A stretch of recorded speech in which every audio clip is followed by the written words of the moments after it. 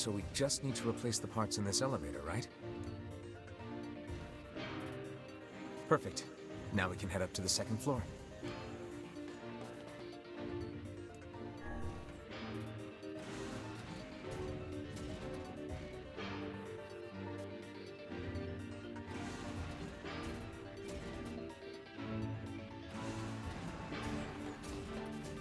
First mechanical monsters and now shades. Some manner of curse been placed on this mountain? Hey, there are shades to kill. It's fine with me. Here comes some more. They certainly are dedicated to this attack.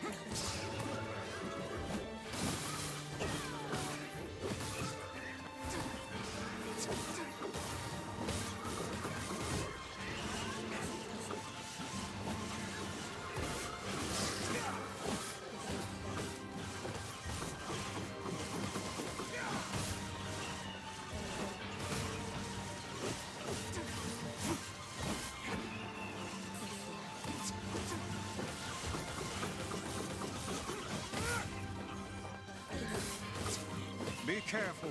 This is a stronger shade than the ones previous. Careful, my ass! I'll slice this guy apart.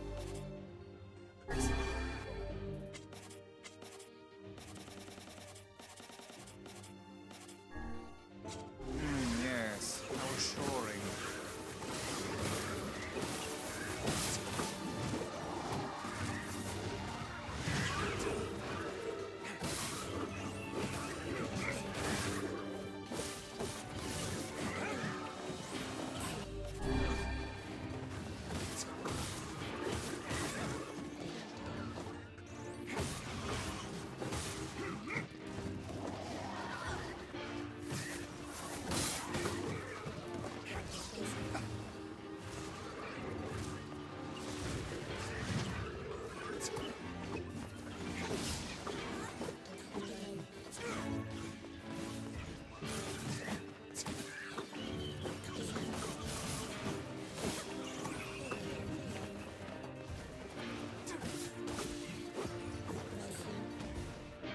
Those shades are tricky when they work together like that. I doubt this will be the last time we see such a tactic. We'd best use caution in the future.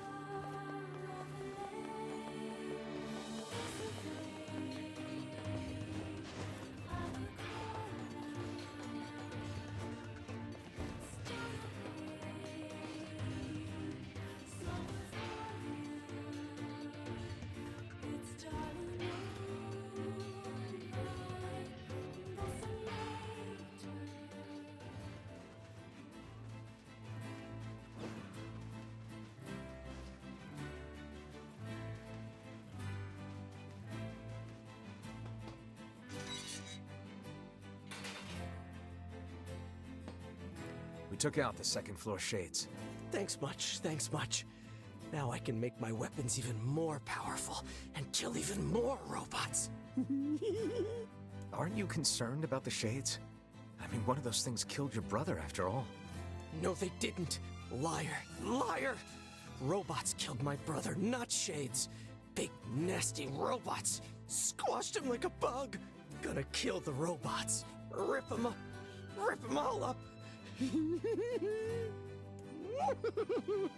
Isn't that right, Jacob?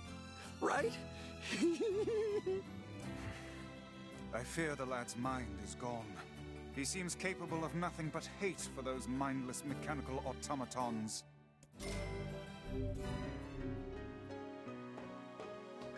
Hey, you carry kitchen knives? Sorry, we're out of stock. Don't even have the materials to make one. Are these materials something I could get? Sure. I just need 10 titanium alloys. You can get them from some of those stupid robots. Got it. I'll be back. I'll make you a kitchen knife if you... By the way, what can I help you with?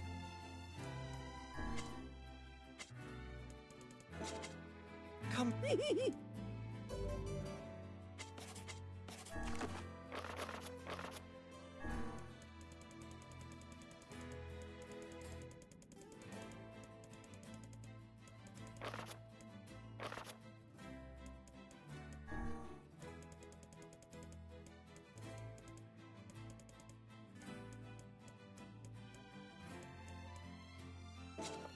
I'll make you a kitchen. By the way, what can I help you with?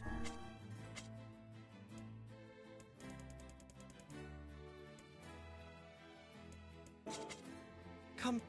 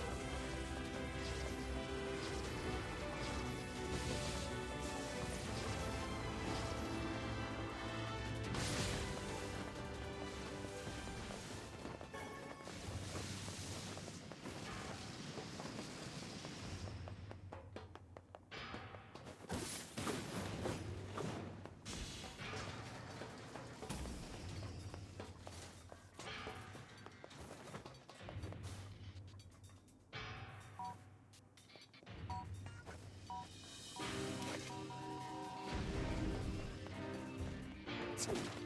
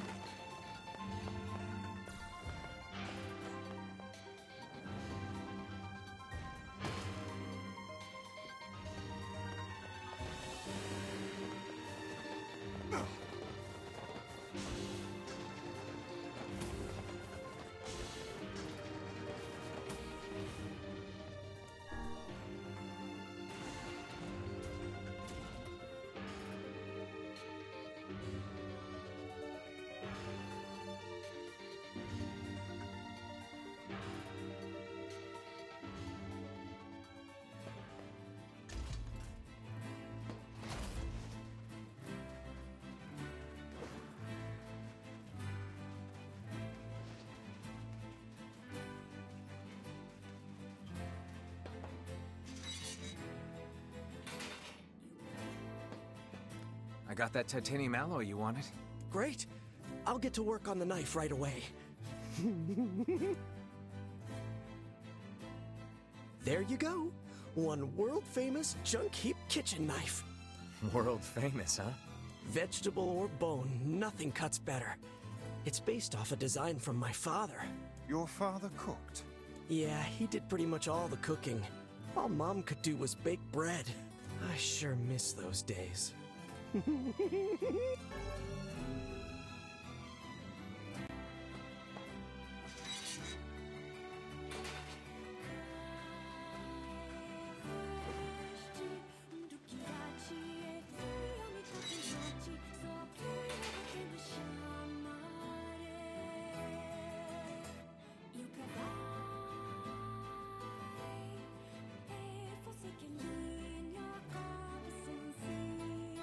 I guess his father liked cooking too, huh?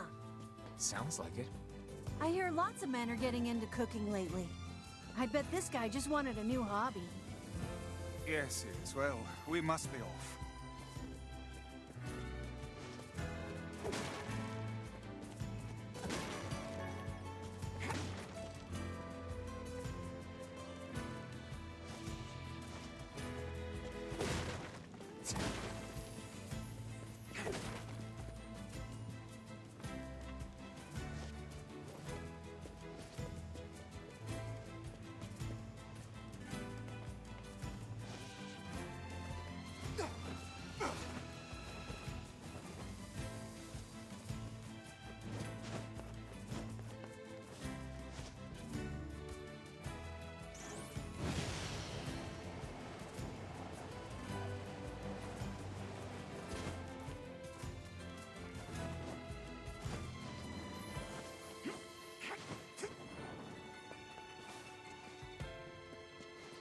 Oh there.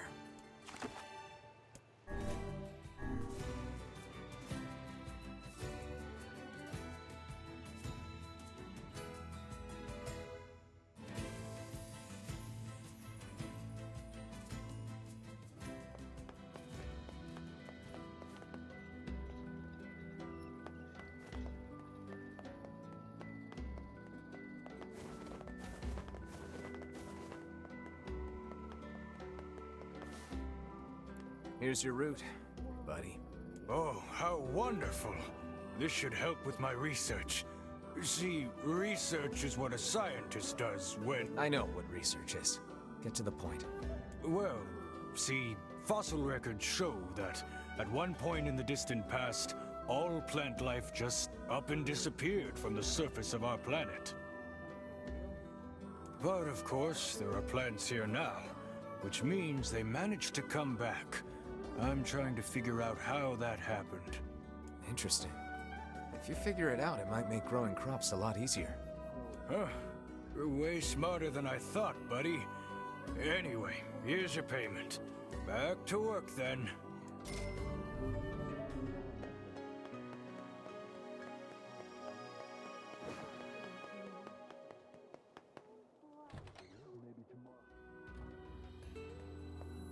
Here's the knife you wanted. Thank you. How's Gideon getting along, by the way? What do you mean? Well, you know, he doesn't have a father and all. I was just wondering if he was doing all right. The lad travels a hard and lonely road, but he seems to be making a decent life for himself. That's good to hear. Is something going on here? No. Anyway, here's your reward.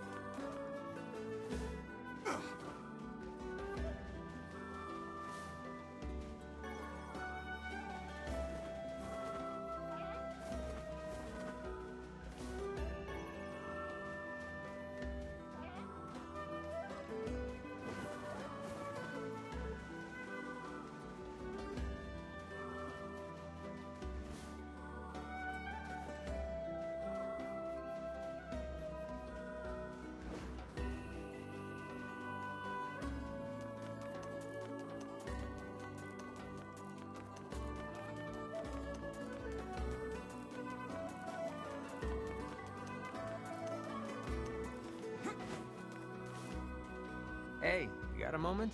You used to be friends with the lighthouse lady, right? As I remember it, we basically hated each other. Oh, well, you at least talked to her, right? Could I ask you a favor? What is it? The lighthouse is in good shape now, but it's going to wear out eventually. We'd like to have replacement parts ready. You think you could get the parts from the junk heap for me? I'm sure the lighthouse lady would be appreciative, wherever she is. Yeah. All right. Oh, thank you. I think we'll need 10 broken lenses and 10 broken batteries. While you're at it, 10 mysterious switches would be nice too. We'll need 10 broken lenses.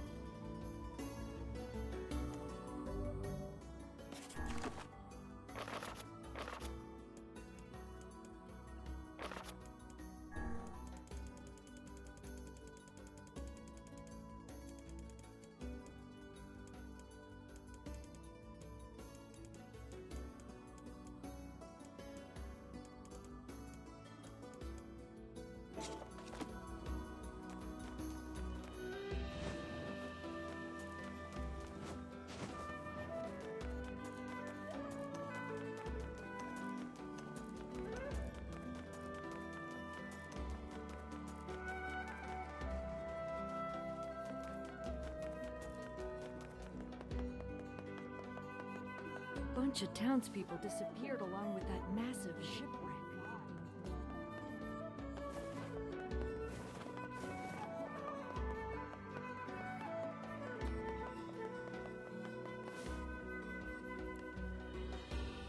It's you. I've heard a great many stories about you. Making quite the name for yourself, Yeah, I don't know about that. Oh, no need to be so modest. After all, I may have a job for someone with your particular talents. I'm listening. I need you to retrieve 3 crates of particular import from a ship that was wrecked at sea. This cargo has likely washed ashore on all the far-flung corners of the world, so it will be a task of some difficulty. Can I count on your assistance?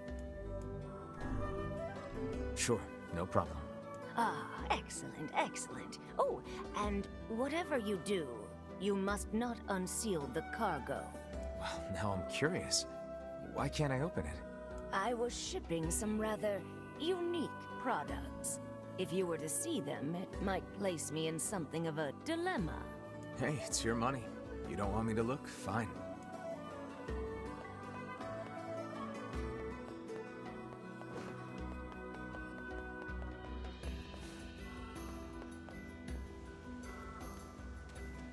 Hey, I know you. You're that kid who takes any job, no matter how weird or demeaning. Not really how I'd phrase it, but okay. I've got a merchant ship that needs some repairs. Think you can round up some materials for me? I need 5 logs, 20 dented metal boards, and 10 stripped bolts. I'd ask if you're up for it, but I know you are. That hardly seems necessary. A trading business, huh? Is something the matter? No, it's just that... Well, I've never left this area. It's got me wondering what it would be like to visit another country. I'd love to take Yona on a trip like that sometime. And someday you shall. I will. I'm sure of it.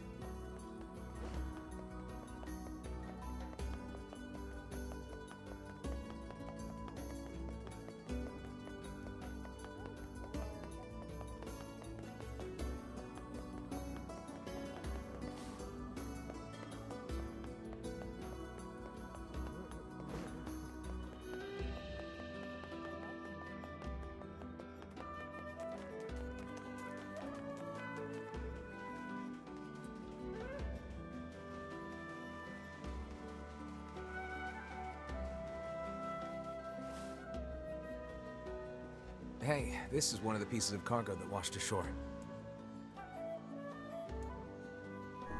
She doesn't want us looking inside, so we better not. A wise choice. Rifling through the possessions of others is a vulgar habit.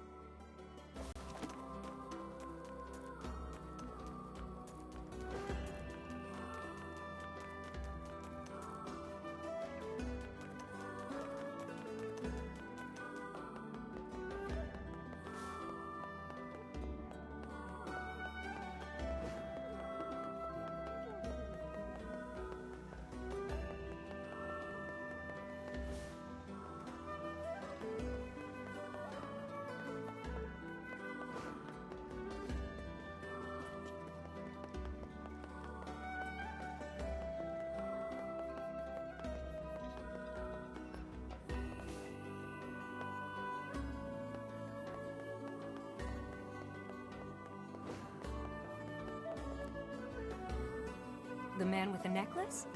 Oh, I know him. I know him very well, if you get my meaning. Grrr. Truth be told, I haven't seen him for almost 5 years.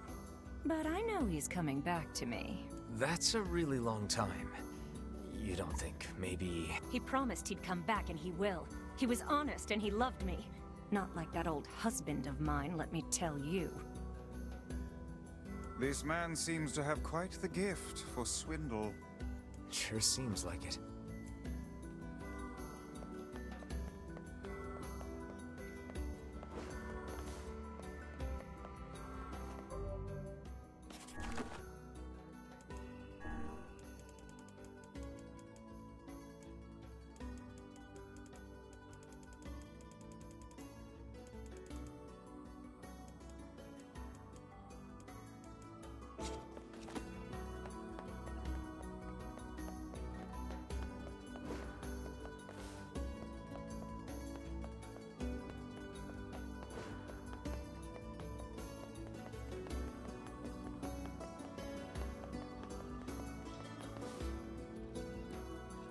Oh, that guy.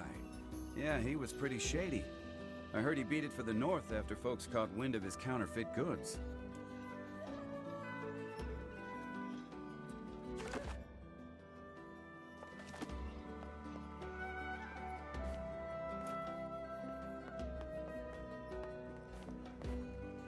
Oh there. Getting on?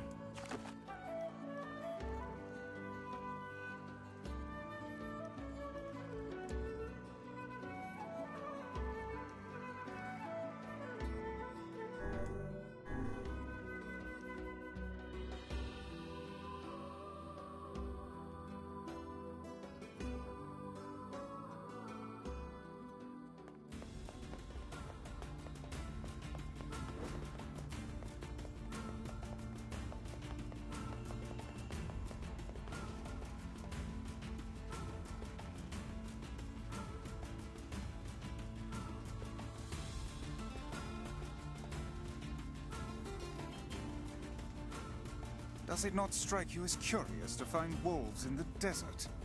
Should it? They normally live in forests, yes?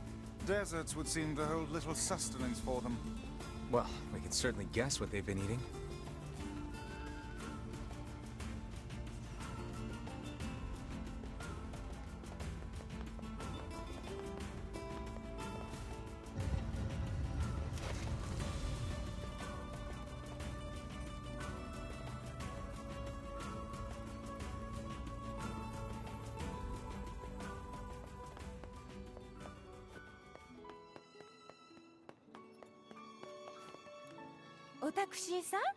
Sure, I guess. Why?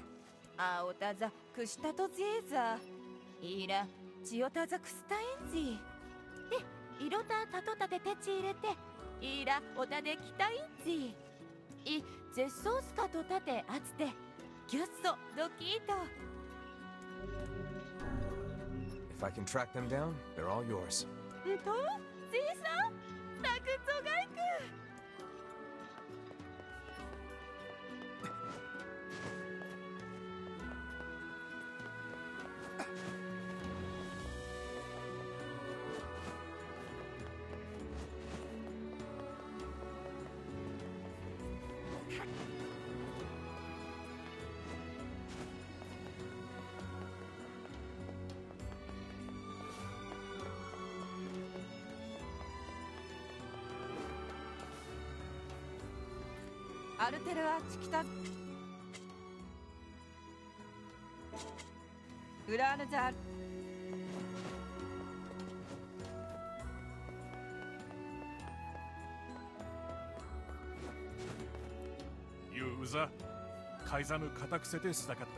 I didn't save him so much as just find him.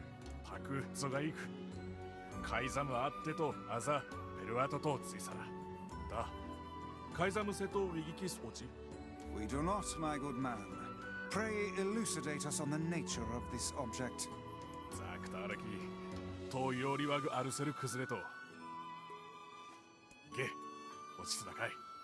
It looks valuable. Are you sure?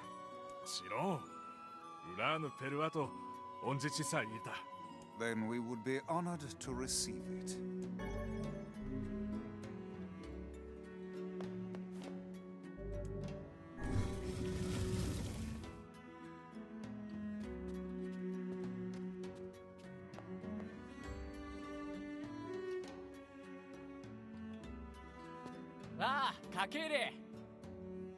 We hear your days of bachelorhood are coming to a close, King.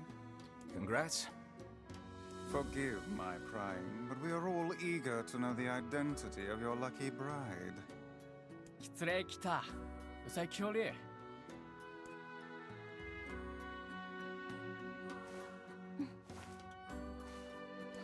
Hold on. Fira?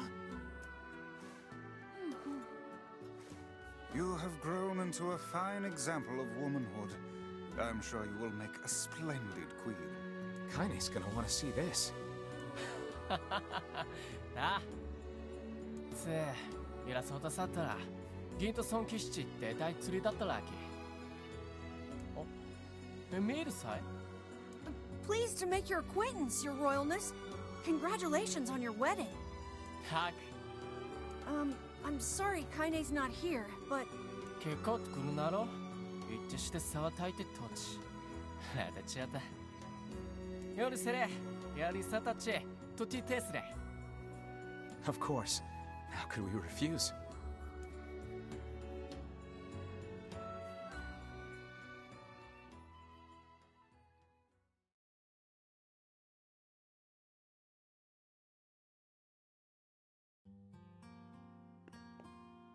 To think they even have rules governing the timing and water temperature of a bath. What's it to you? You don't even take baths. Kaine? What is the matter? I don't like this. Weddings are festive occasions, you know? Should I even be here? We were invited here by the king, remember? Sure, but what about everybody else? This city isn't like our villages. It's all about the rules here. And since there isn't a specific rule about you, I honestly think they won't give a crap. Yeah, maybe. Will you at least procure a new set of lingerie for the festivities? Some spring colors, perhaps? Keep talking, book.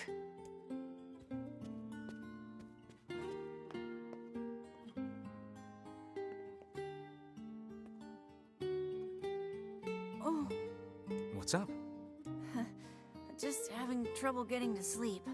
Something bothering you? No, the opposite, in fact. I'm just so excited about the wedding that I can't settle down. I bet it's gonna have streamers and dancing and bears on unicycles and everything. I'm sorta jealous. I wish I was Fira. You'll find a nice bride someday, Emil. Huh? Oh, right. Bride. You must be tired indeed if you misunderstood that simple social nicety.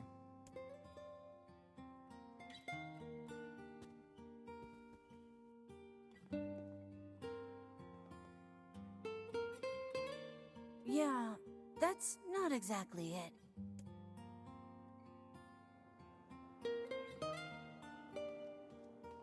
Liu Te Tai, Weta. ゼルガンと救世し続いている。改ざんを解きて、と傷とやりつた。真实际，因为做脏事，乱的。Everyone needs to blow off steam and celebrate once in a while. Indeed, your people have earned a moment of rest and respite. こうだった。 Plus, you want to make Fira happy, right? Anyway, life is better when you have someone to fight for. アルトゥルは小さだった。対決ださ。さ。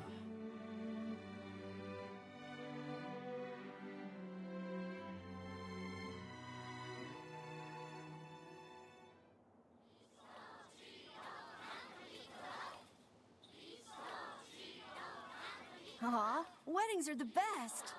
There's flowers everywhere. Everyone's happy. It's just great.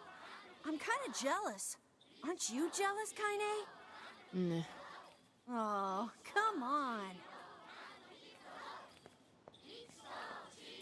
異牛と螺旋地恋アルテルはシース用林地こってちサイトズセお定期さてれるたいいと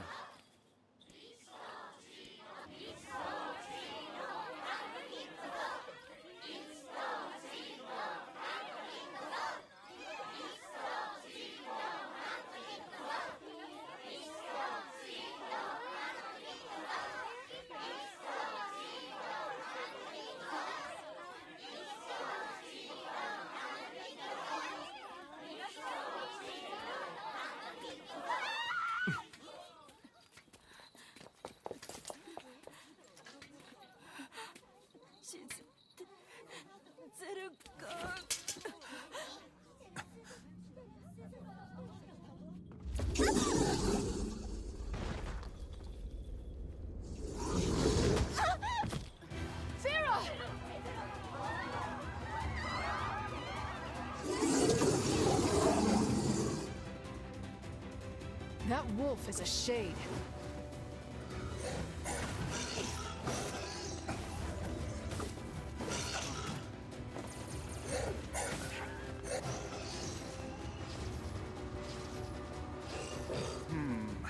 The wolves appear to be targeting you.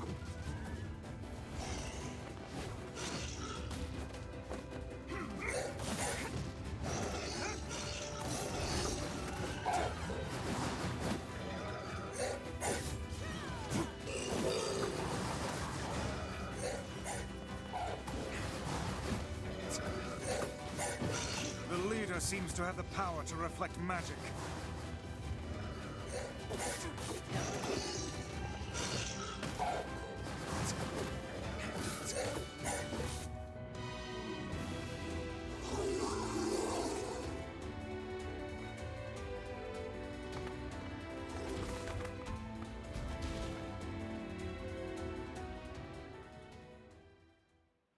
Fear! Fear! Fear さて喫茶歴の決定する改ざん草ちあっち我フィア答えよりるゆたくなんだあたきおよりかちすれてたく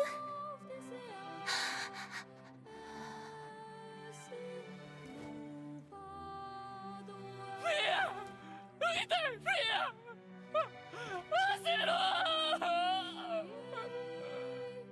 したかれきたたさすとりたできた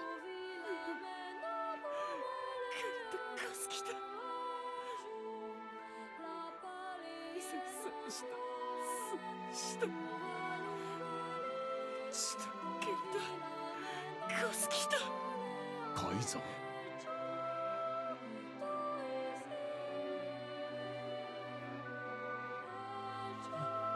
きっちり歌を歌ってくっとより歌ってやりすかすきた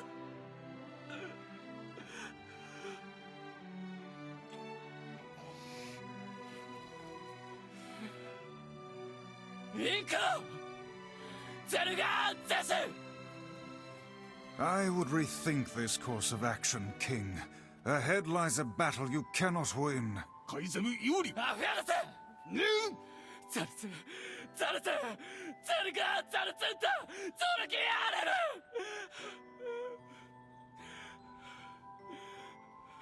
そうておられきたごユリペルワトルカイザムタトデクラクルトデクゼルガアントイカラツグキテテカイザムタリエキューサカイザムラ夫ときて総取りリス高い。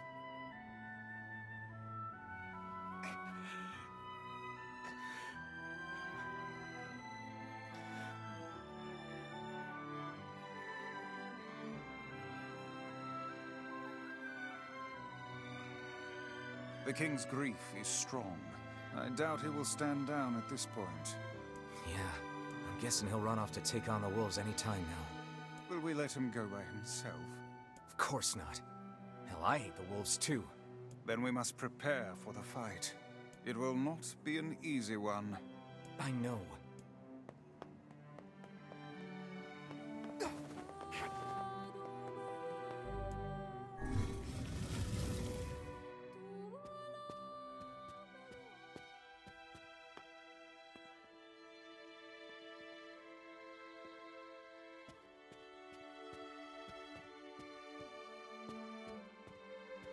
Are you ready for battle? Yeah. Time to avenge Fira.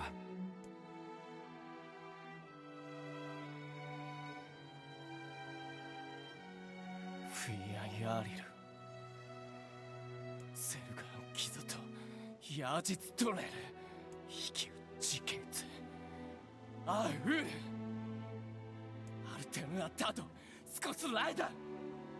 Madness. The wolves who attacked were only a fraction of the pack. How will you fight them all? Serushtai! Then count us in. Deke wa chuwase. We're not doing it for you, dumbass. It's for Fira. Kaine, you can't speak to a king like that!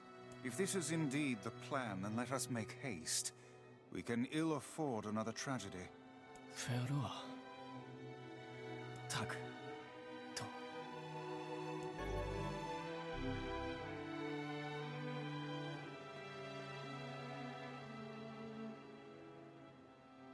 カイザム・アクラ。ゼルガーン撃つと避けた。これでサト・アルテルア・チンクルチュラス。アルテルはトヤリラ。ティン。フィーヤギキタ。タトサダ。キラツヨリウタタキツシ。リュウリュウトサ。ティン。よりワイソとフィーヤとツだったあティン。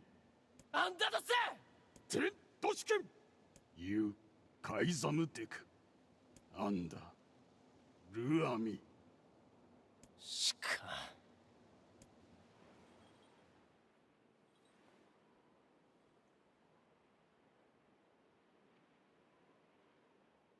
アンダいえフィアロテとやりかきそできたと食いてゲルだエルラ・ラールエルラとカイザムでカイザムとアイタフィアアイザムでフィアチュレセキタとトダゼルガンでアンダゼルガンヤーリツガシチクリトカイザンゼスタルペラ老体リスラ関係かけてしたすわれアルムーキエルトチギサンってきたアルム浮きわせんクユリエ押してキルたちエククギリスアーガイえカイザムより生きおつじでくごユラカイザムチツストジーおわくれたしよりよこうだだちより歌い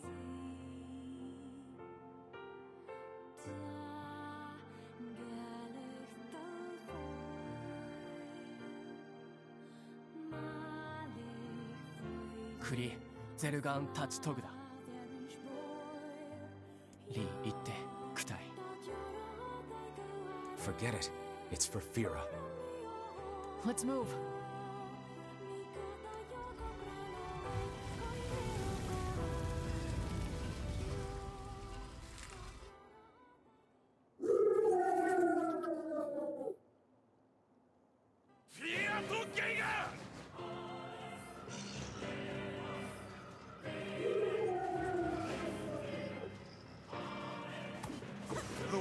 rebels appear to be targeting the king. Sit.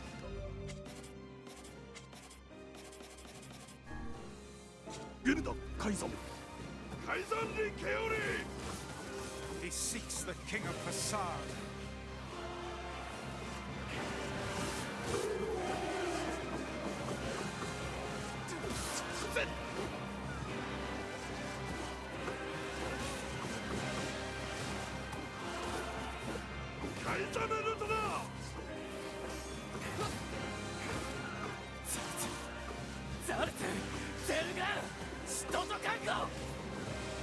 Such dogged, unwavering defiance. Why do these beasts hold so much rage? The smaller wolves are not infected with shades. But as for the leader... If even one shade is here, then I have to kill all of them.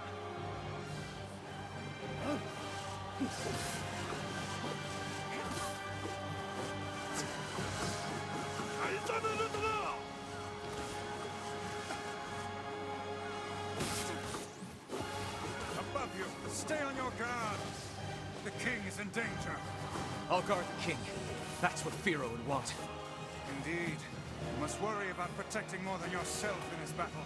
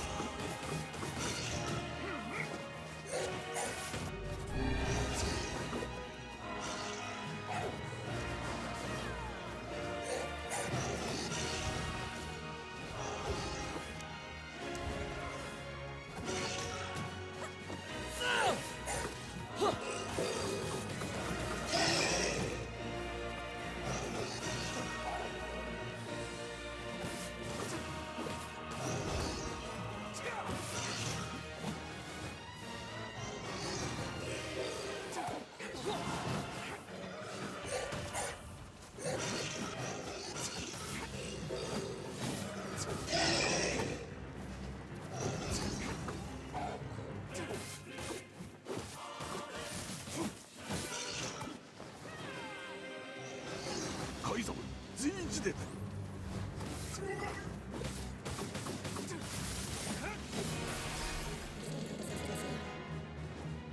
フィアとゼルがうたけてらう。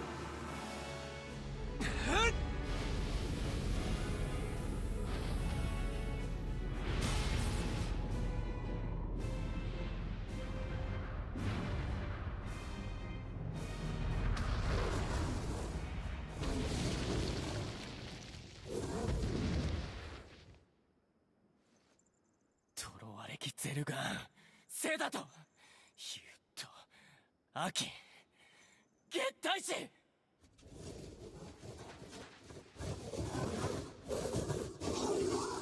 スラエ、フィアとゲンカ。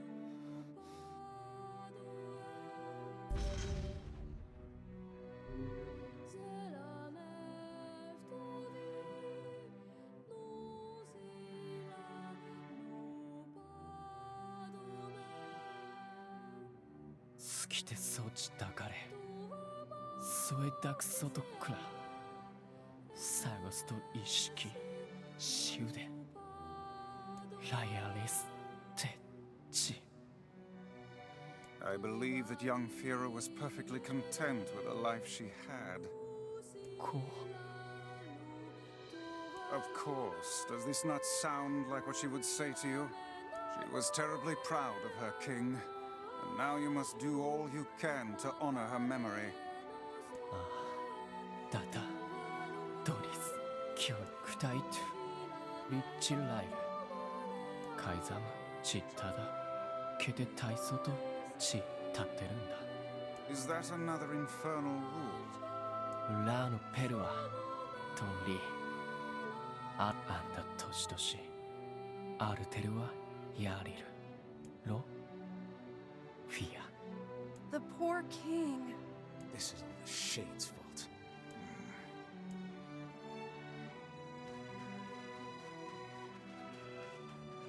This is the last of them.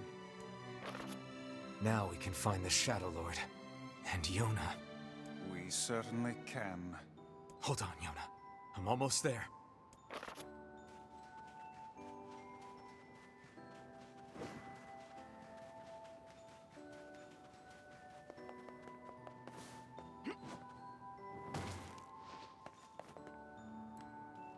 Oh there. Getting on?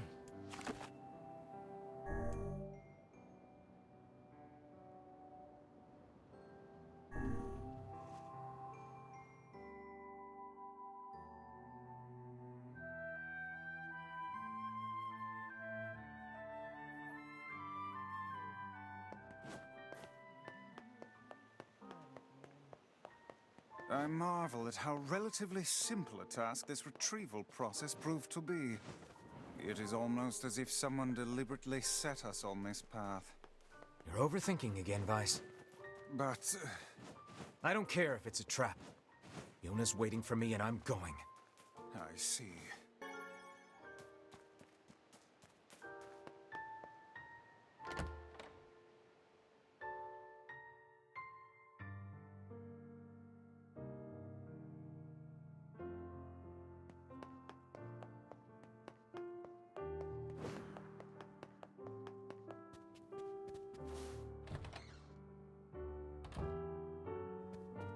You're really gonna do it? The whole village is buzzing, you know. They say you're gonna go rescue Yona. I guess it's really happening, huh? I'll bring her back. I promise. About that. Yeah? Nothing. Never mind. Popola just loves to worry. Anyway, you be careful. Yes, do be careful. Thanks.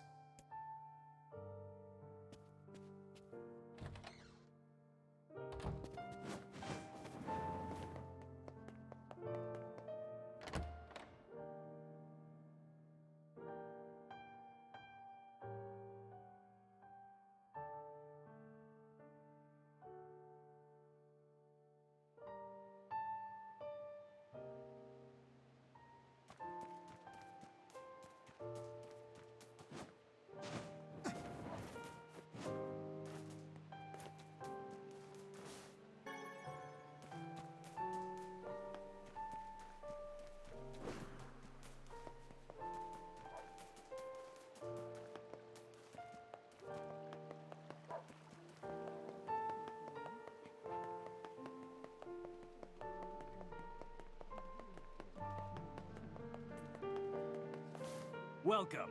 We've...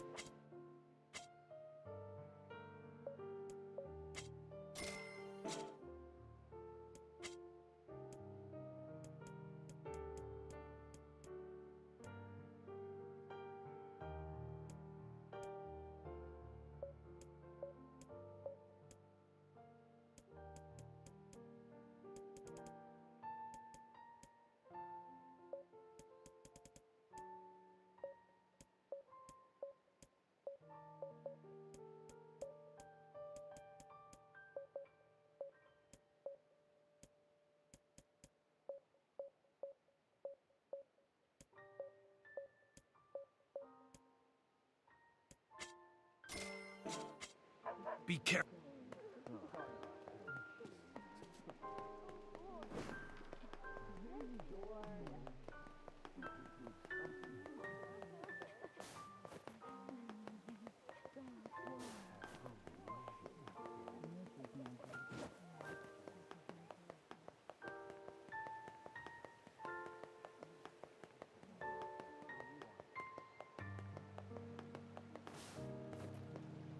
Oh there.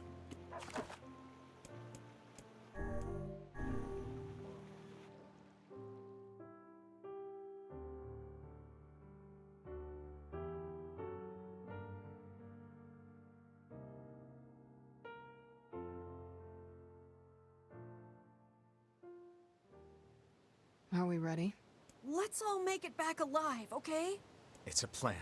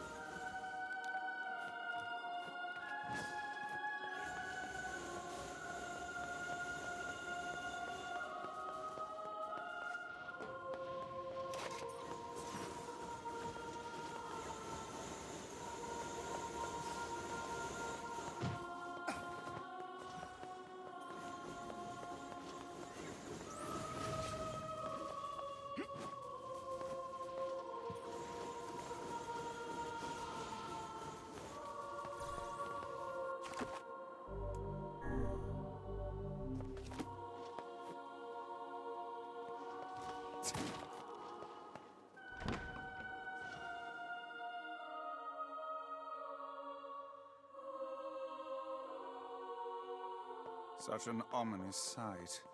And yet I find it strangely nostalgic. Yeah. This is where Vice and I first met. And first fought together. Wow! This is where you used to live, Vice? Well, yes, I suppose. In a technical sense. Pretty nice digs for a floating magazine. At least it was free from annoying hussies like yourself. And now the path is open.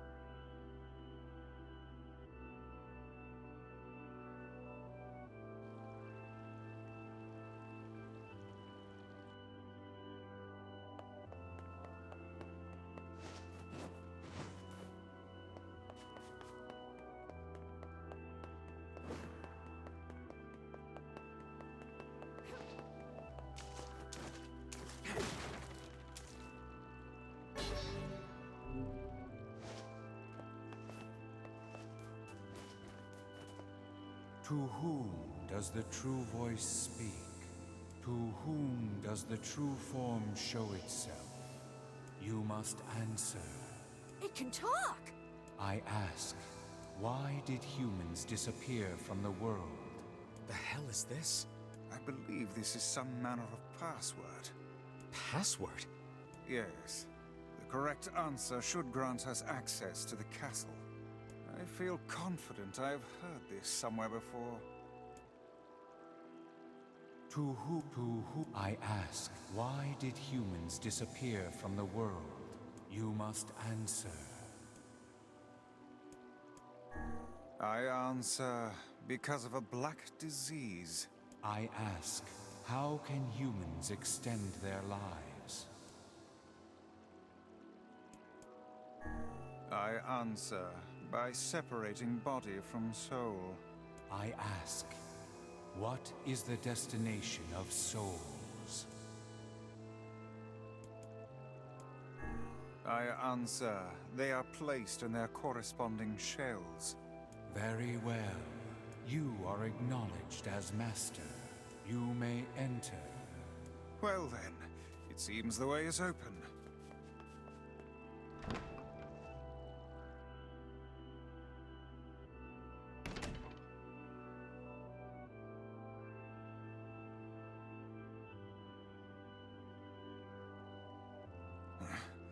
It's the twins from your village. Popola? Devila?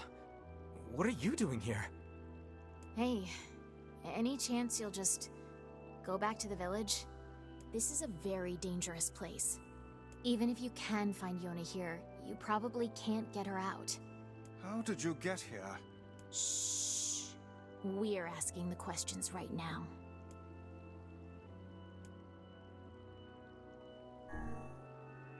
We're here to rescue Yona. No dice, huh? Well, I guess we don't have a choice then. No, I suppose not. How sad.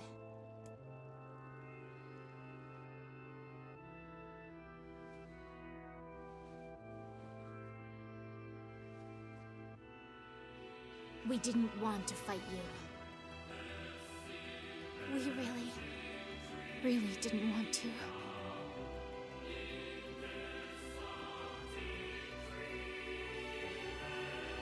Devila! What's happening? Sorry, but this fate was predetermined. Still, we spoke to truth. We really wanted to avoid this if possible. We were hoping to put it off for 100 years or so. Until the next generation came along. What are you talking about? Are they shades? I don't think so. It's a lie! I don't believe it!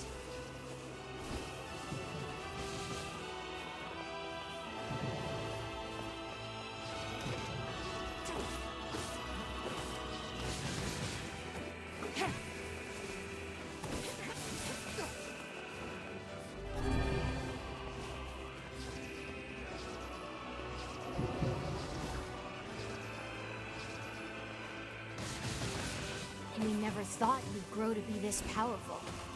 This is madness. Why do you block our path? You have no cause to speak so with us, Grimoire Weiss. You are a traitor.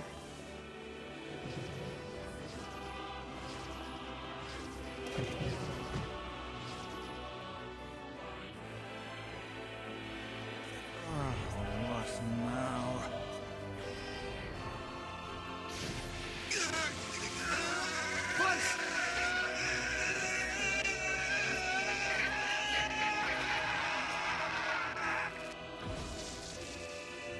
They copied my powers. Ah, shit on a shingle. They can use the sealed verses. Of course we can. The power came from us in the first place. You were simply loaned a small portion of it. Vice, are you all right? Tevela, Popola, why are you guys doing this? Why are you siding with the Shades?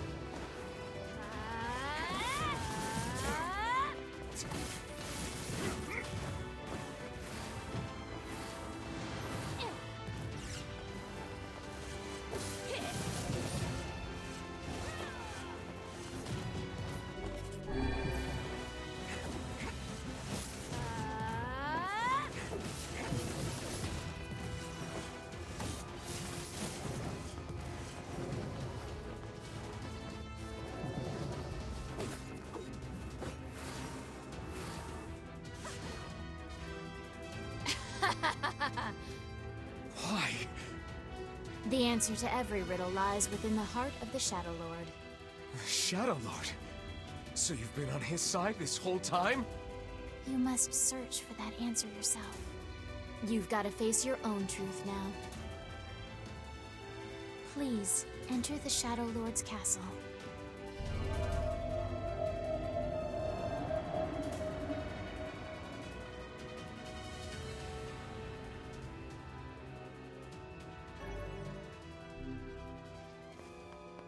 Devila and Popola are fighting us. Yes, they do seem to be putting us through a great deal of...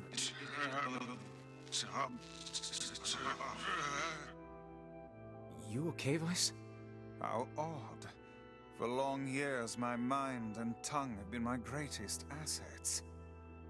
But now the latter seems to be... Hell. Vice? Do not look at me like that. I am Grimoire Weiss. I am perfectly...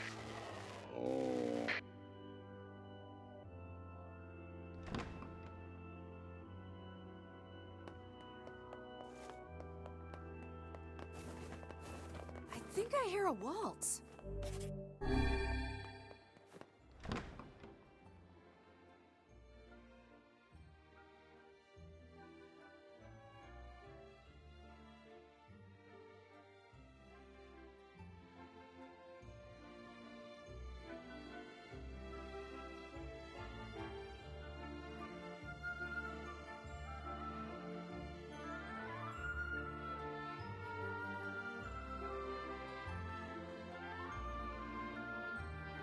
It certainly is a grand affair.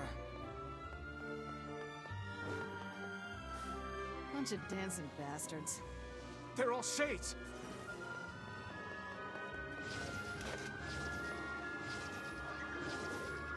I think we're locked in! It's not like I was planning to leave. Yeah, it's a bit late for that.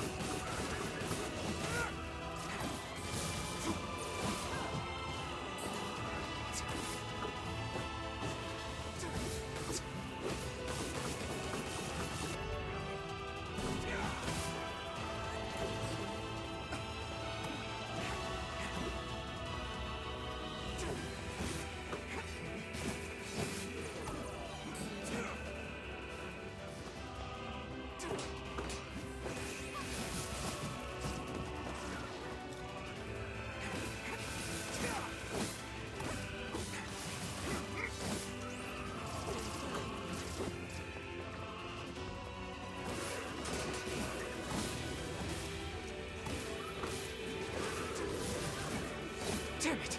It won't stop coming! I'll open the next door. Cover me. Oh, how I do love a good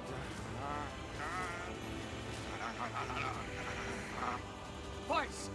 Hmm? Oh, right. Protect the hussy, yes? Good plan. Let's go.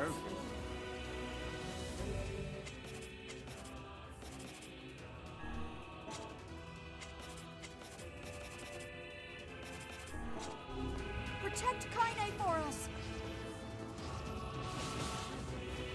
Stupid door. Come on.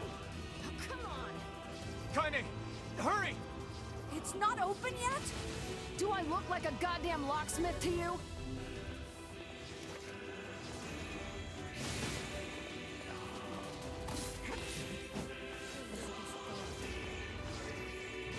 No, you idiot. What are you doing? Lock doesn't want to open? Fine. I'll just break it down. Stop, you impatient fool.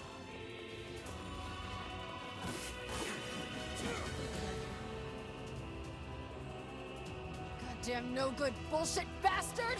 Open the fuck up already! Ugh! Got it. Kaine, look out!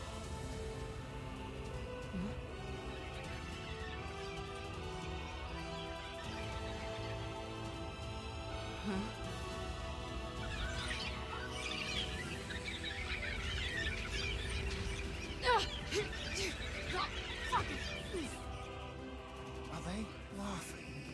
These things are freaking me out!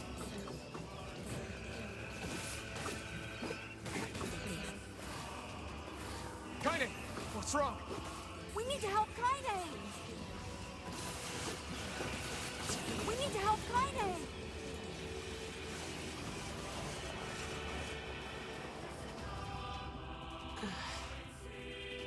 You okay?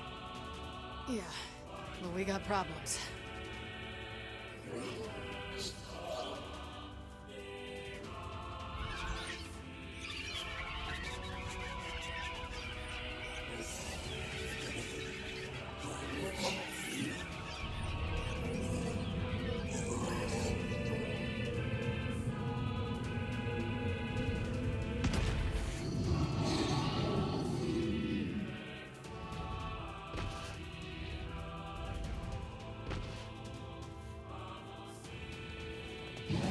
We don't need forgiveness, asshole.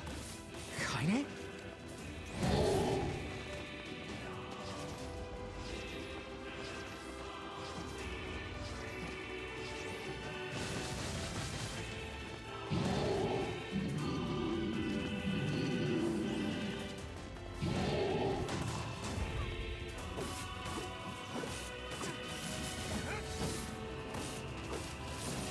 How should I know? Kaine, are you all right? I'm fine. Let's just kill some shit and move on, alright?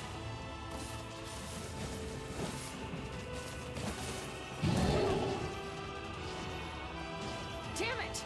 How can something so big be so fast?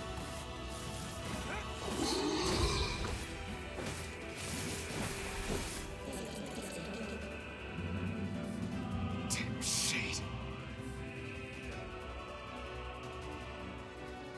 Oh dear.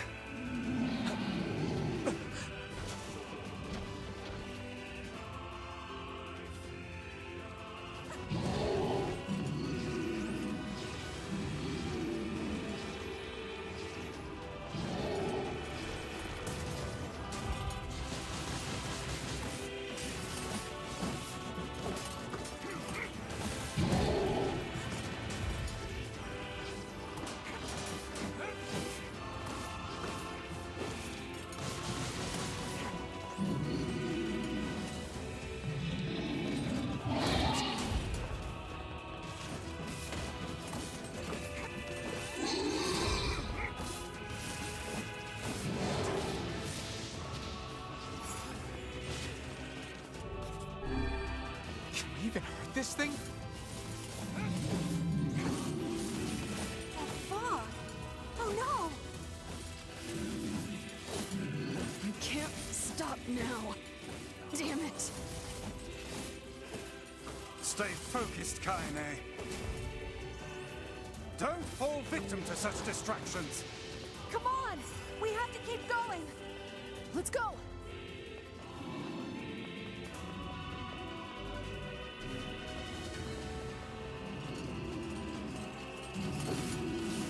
This way! Move!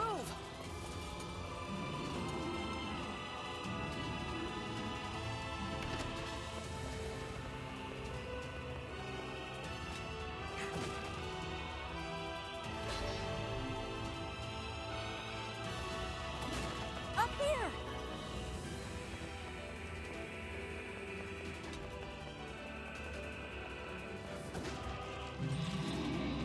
How can we deal with this thing?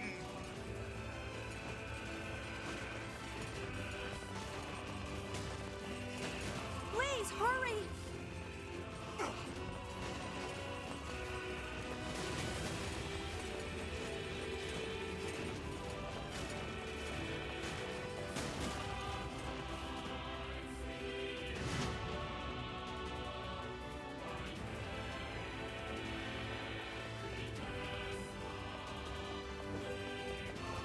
Damn it, I can't get it open! Attack incoming!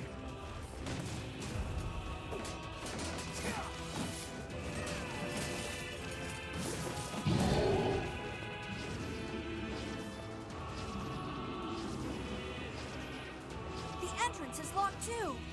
It seems we are in a bit of a predicament.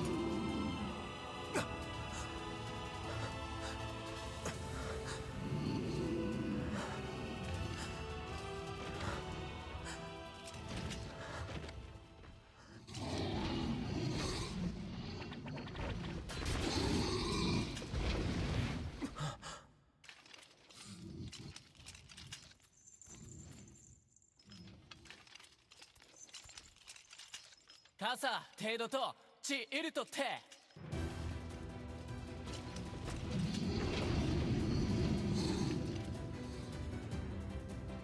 出土汗より切ったおきっとだあらペルアと試練地無石4イラコクははは。か、つて。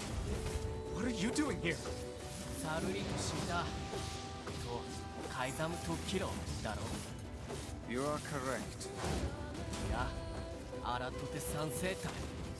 クルアリウアリトテトラスカンカシチンデ But アラペルアト飛んだ来てキリゴイタリアッピアトサチチサタトトレルタカイザムチと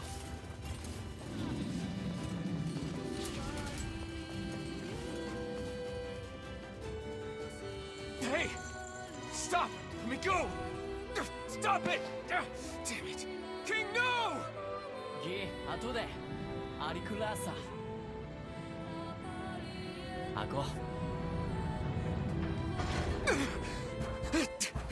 No! Open the door! You can't fight that thing on your own! ユククオタオキアルタビートクルトコチイル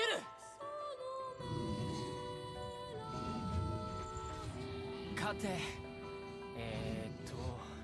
ケイタルイトエチケロアルテリアだせギウジ各石技師真鍮カレルタカイザムテラスなんだアラタテウラーヌペルアトチウラーヌカイザムトトラチ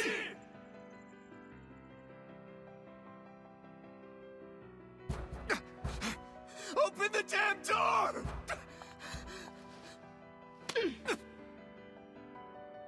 Knock it off already. Let's go. Kaine. He's fighting for you. And for Fira. Don't let him die for nothing. friend.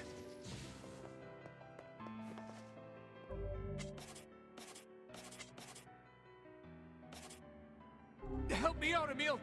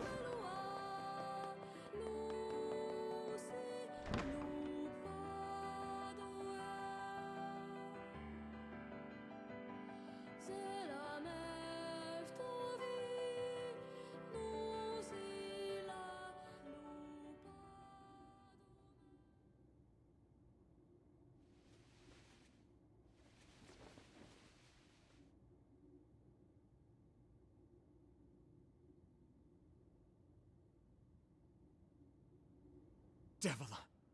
Popola! Oh, look. You made it. We've been waiting for so long. Why are you doing this? It began 1,300 years ago. Humanity, finding itself on the brink of extinction, undertook a last-ditch rescue plan called Project Gestalt. Gestalt?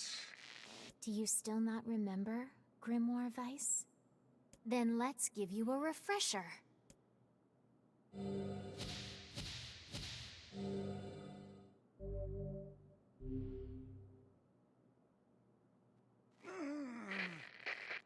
Weiss! My mind. I remember. Devila. Popola. You are not human. In fact. Oh no. Yeah, sometimes the truth can be a real bitch. You want to finish that thought for him, sister? All of us. Every person standing in this room are mere shells created by the true humans. What are you saying? You still don't get it? You aren't human. So then humans, I mean, the true humans, are extinct? No. They still live on. You know them as shades. Each shade is a twisted remnant of what was once a human being. Crazy, huh? Now let's skip the part where you stand there with your mouths agape and just get down to business. Wait. Wait! Sorry, but we're gonna be needing that shell of yours. The rightful owner has been waiting for a very long time. Please don't be angry with us. We are only doing our duty. Our endless existences have a single purpose: to control the lives of others in accordance with the will of the true humans. You have your own motives, your own desires. And we have ours. I fear it really is just that simple. Don't speak such foolishness. Sorry.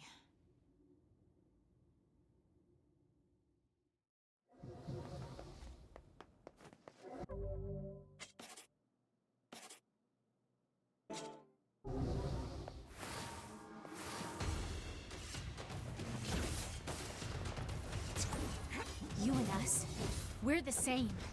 Tools in the hands of a master. No! I'm nothing like you!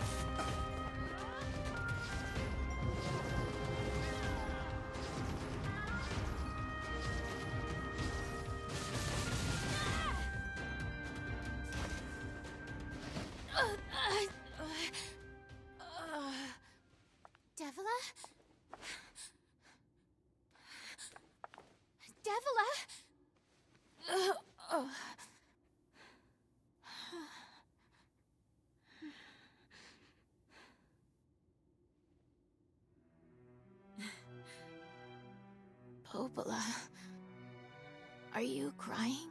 No! Don't die! You know, Popola, I understand now why we're twins. It's because we were born without souls. Devila, I can't stop the bleeding. Oh God, I can't stop it. This world is too lonely for one without a soul. There's too much emptiness.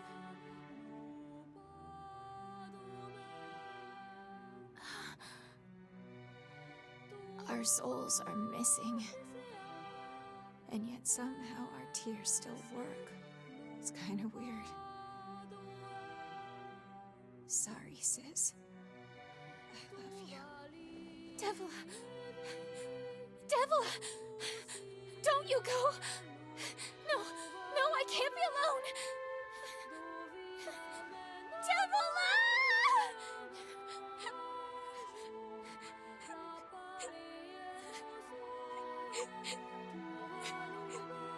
Popola. Let's stop this now. Stop? Stop? Now you want to stop? You think you have the luxury to stop? You cut down my sister like a goddamn animal and now you want to stop? Popola, wait! It doesn't have to— No one stops! It's way too late to stop! No one stops! Please, don't do this, Popola! You and Devila were like parents to me! Those two have watched the world wither for time immemorial. The cruelness of such a fate is difficult to imagine. I don't want to do this! I don't want to fight her! Stop bitching and start fighting! It's the only way!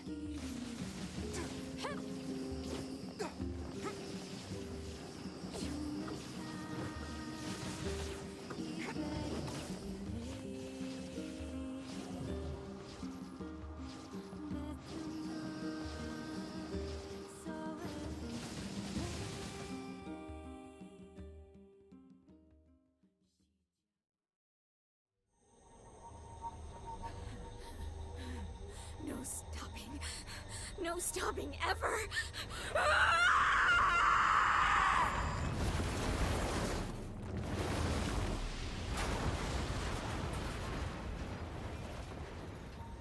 The bridge! Blast! We're trapped! I've got an idea!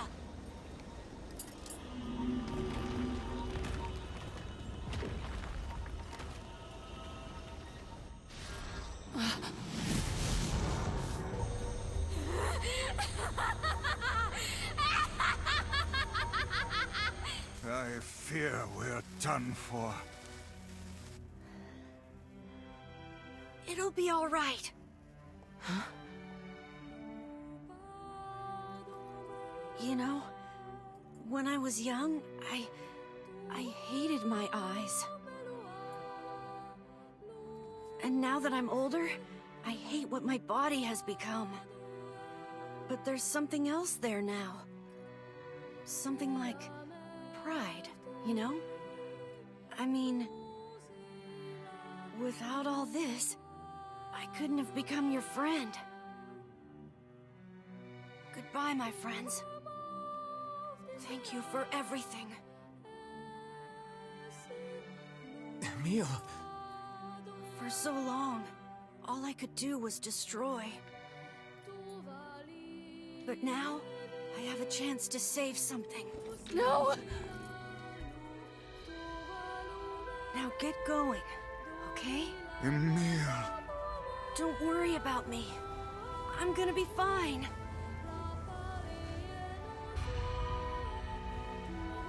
Emil!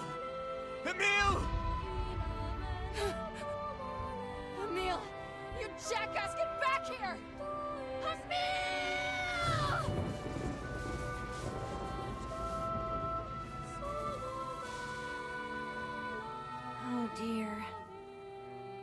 Kaine's so unstable, and Vice can't stop arguing with people. I hope they can hold it together once I'm gone. Well, I guess they'll just have to learn.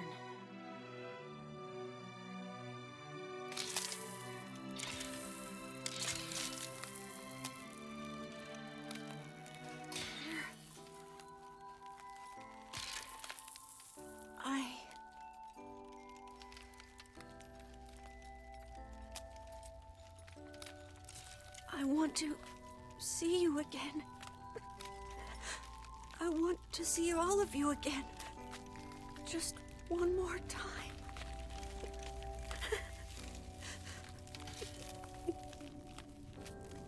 I'm scared. I don't want to die.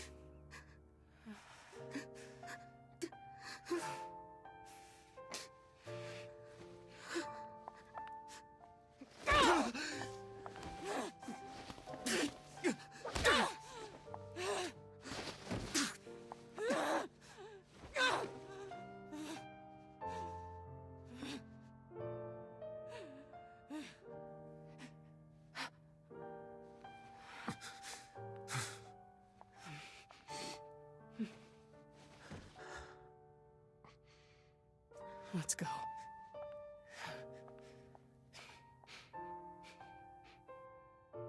Yeah.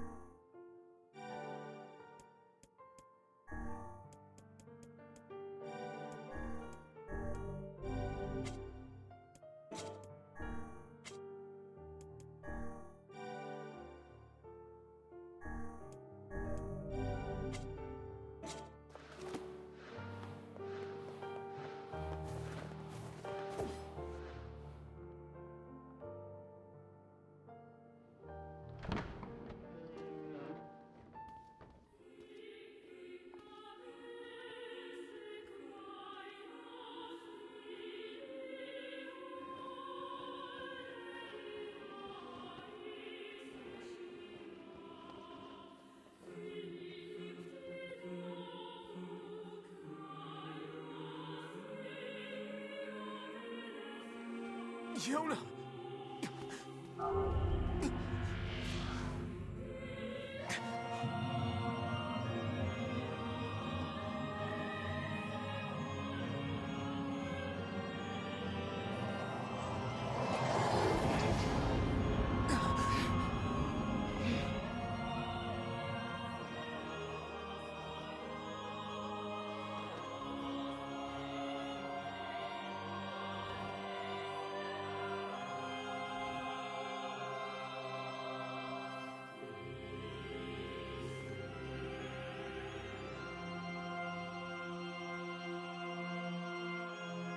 This end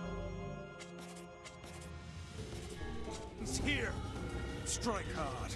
Hold nothing back.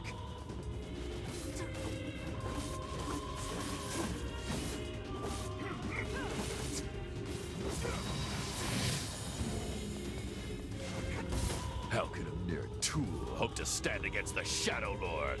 Don't speak in such a manner, fool. I am nothing like you.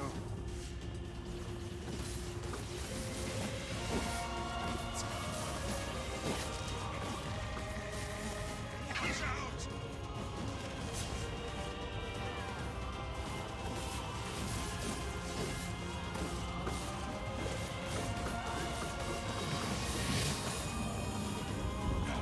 No!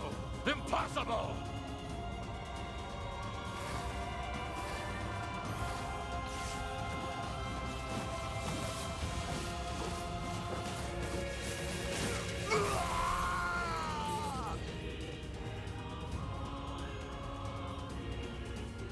Be careful! I know!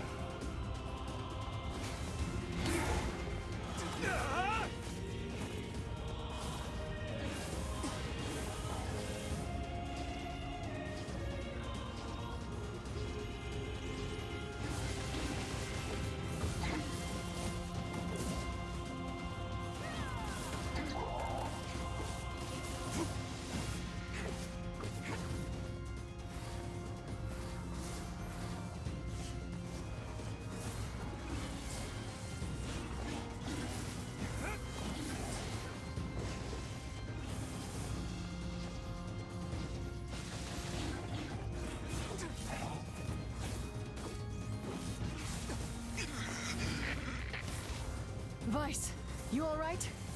Naturally, I am as fit as a bit.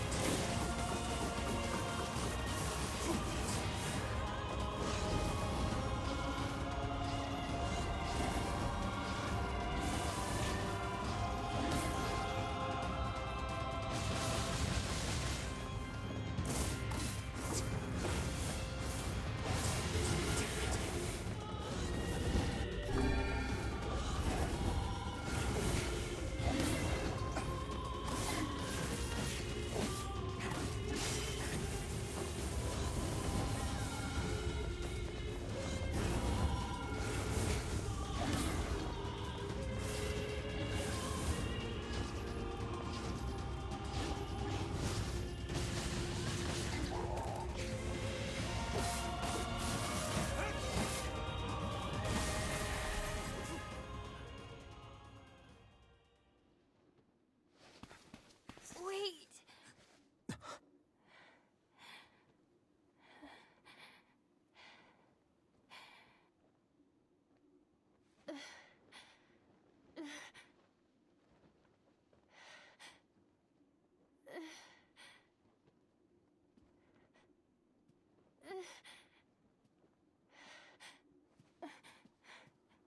Brother? Yona.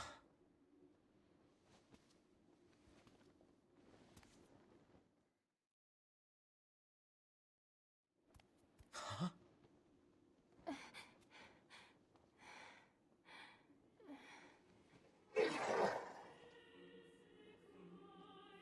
Please, just stop. I don't want to do this anymore. I don't need someone else's body. I don't want it.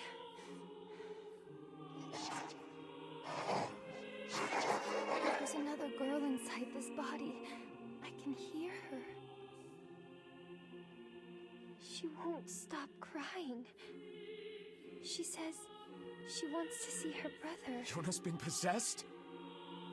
This girl loves her brother too, just as much as I do. It's not right, you know? It's not right that she can't see him.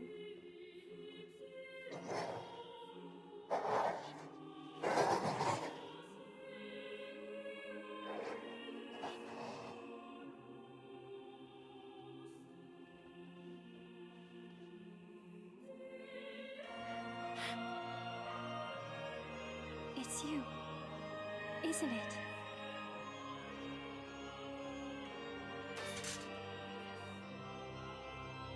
Yes, it's me. Let's go home.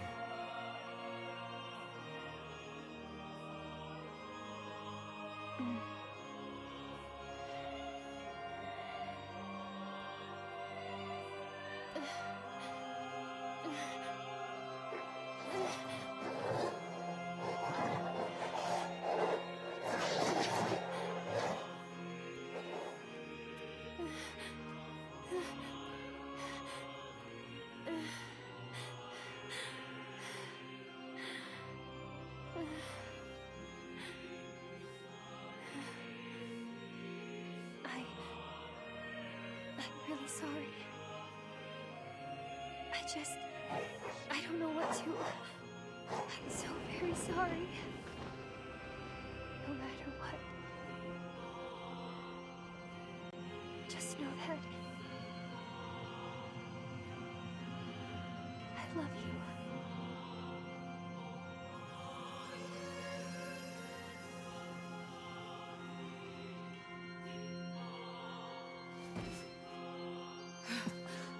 Hurry.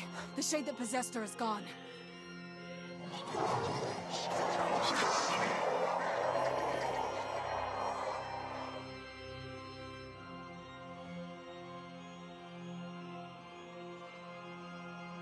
Kaine, watch over Yona for me. You want me to understand your sadness? You think I'm gonna sympathize with you? I swore to protect my sister and my friends. If someone puts them in danger, they must stand aside or be cut down. Now come on! Let's finish this!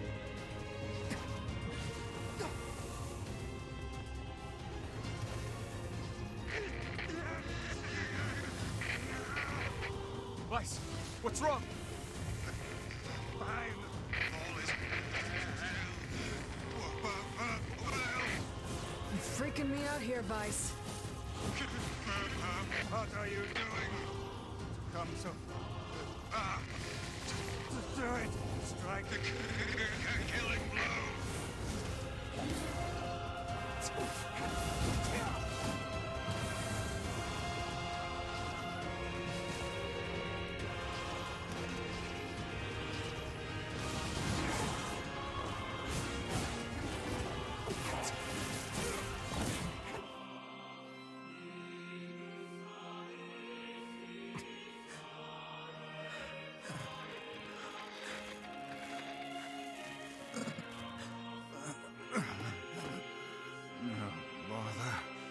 One moment, please. You okay? Fine, just fine. All right, no, I'm not. Weiss. It seems some headstrong idiot has decided to push me beyond my limits. I should have taken that job as a cookbook when I had the chance. Weiss, I'm sorry. I'm sorry. Only joking. I hate cookbooks. But... Let's go. Out of the way. I have one final task to fulfill. Where are you going? Why, to stop him, of course. But after that, it's up to you. Only you can see this battle to its conclusion. I wish you luck, my friend. You can't. I swore I'd always fight by your side. You're an exceedingly stubborn lad. You know that, yes? Perhaps that's why I've so enjoyed our time together. But I fear this is where our journey ends. Vice! Oh, and remember what I told you about using my full name. Well, forget it. I've grown rather fond of Vice. Vice. I knew you'd come around. Don't let it go to your head now.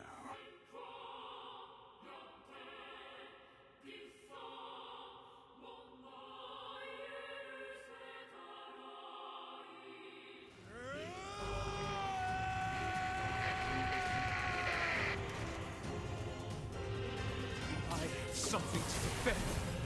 I have a reason to live.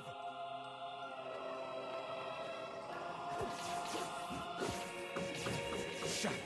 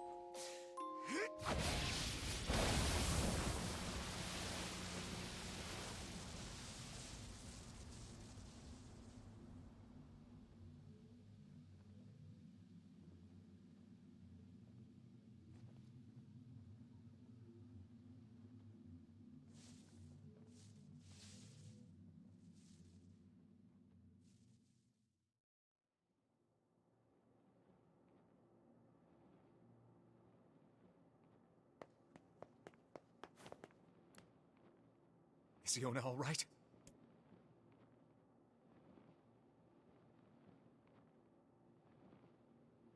Oh God, no. Oh, please, the girl is fine.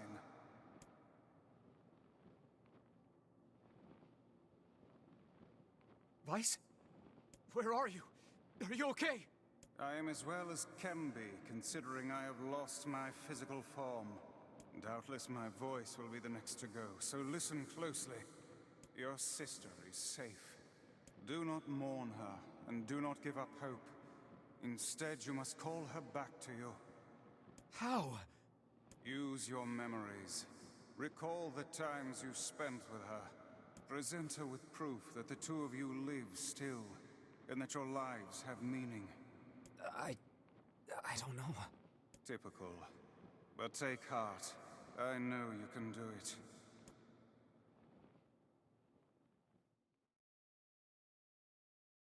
What's my favorite food? Cookies. What's my favorite book? That's my magic storybook. What's my favorite place? Home with you. What's my favorite flower? The lunar tear, of course. Okay, one more question. Who do I love more than anyone?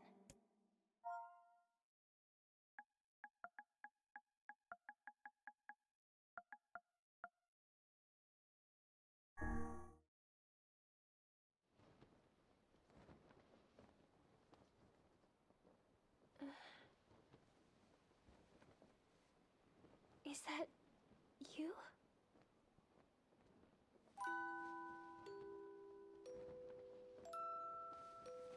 Yona.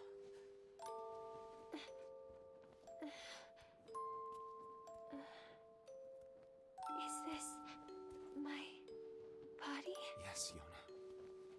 It's yours and yours alone. You look bigger than before. Like you've grown up. Well, yeah. I guess you haven't seen me for a while. Have I been asleep this whole time? Something like that. It's almost like I'm a princess from some fairy tale. Oh, Yona. I'm so happy to have you back.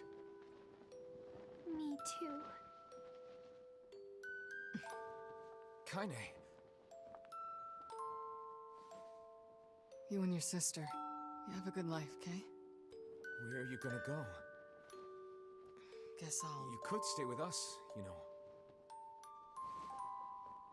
Thanks, but I'll pass. You know how it is. I got my own shit to take care of. What do you mean? Personal shit, alright? Anyway, take it easy, yeah? Kaine. Hey, look! It's beautiful.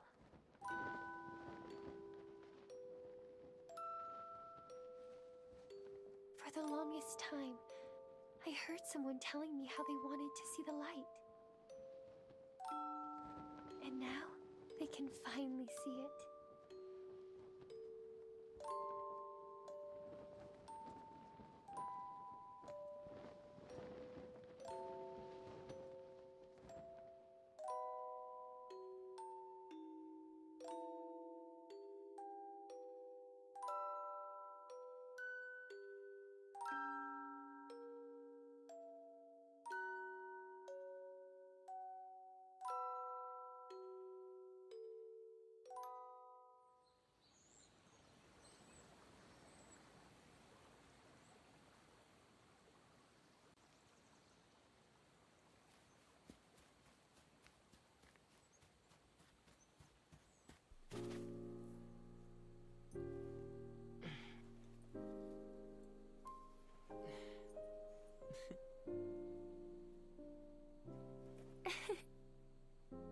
Thank you. I love it.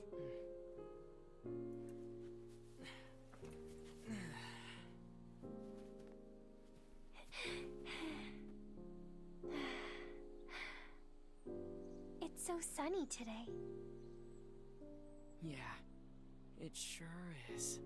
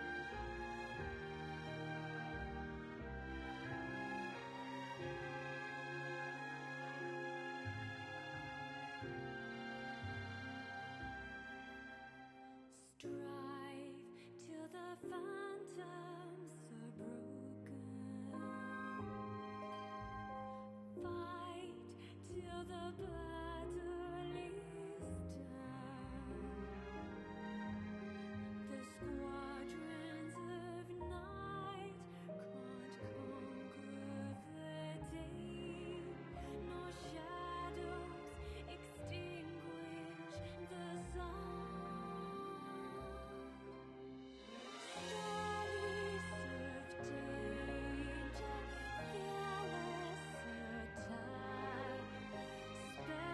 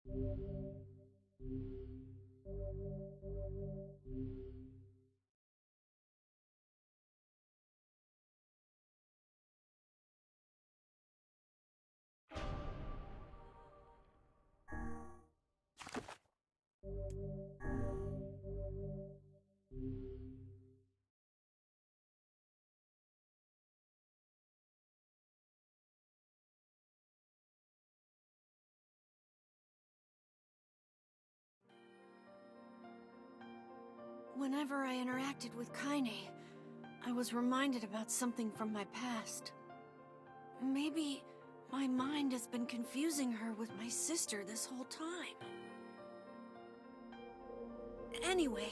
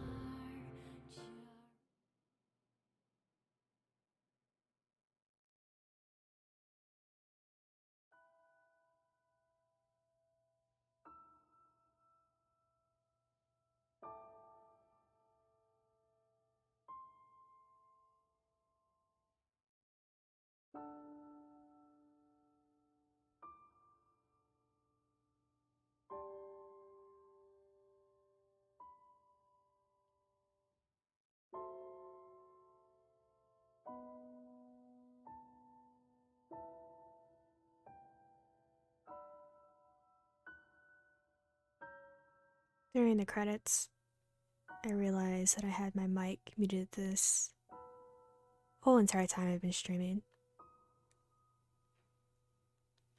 It's not like I was really saying a whole lot, but still. Anyways, I am ready to lose my voice, so let's get that over with.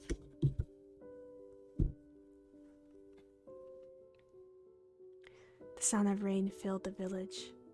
Steep cliffs that surround the area magnified the sound, causing even the slightest drizzle to rattle like a thunderstorm. Thin wisps of smoke streamed from huts as the villagers huddled in their homes and waited out the rain. A single child, however, had braved the downpour and was now wandering slowly towards the wooden, hawk-shaped weather vane at the center of the town. The wanderer reached the vane, which had existed for as long as any could remember, and stared. The child's face was simultaneously delicate and fierce, like a teacup that had survived a shipwreck. Those traits combined with the pale white skin to give the face almost a sexless quality.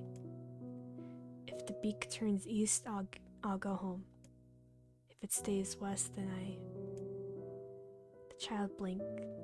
Rain slowly dripped down the young one's short hair and began its long descent to the ground. Come on. Come on. The child felt a slight breeze and watched as the veins slowly creaked to life.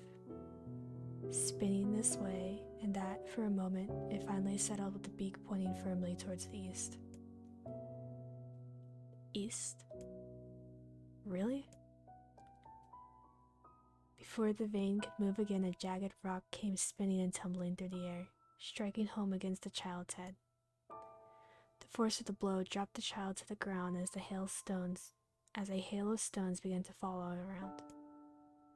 Oh no, they found me.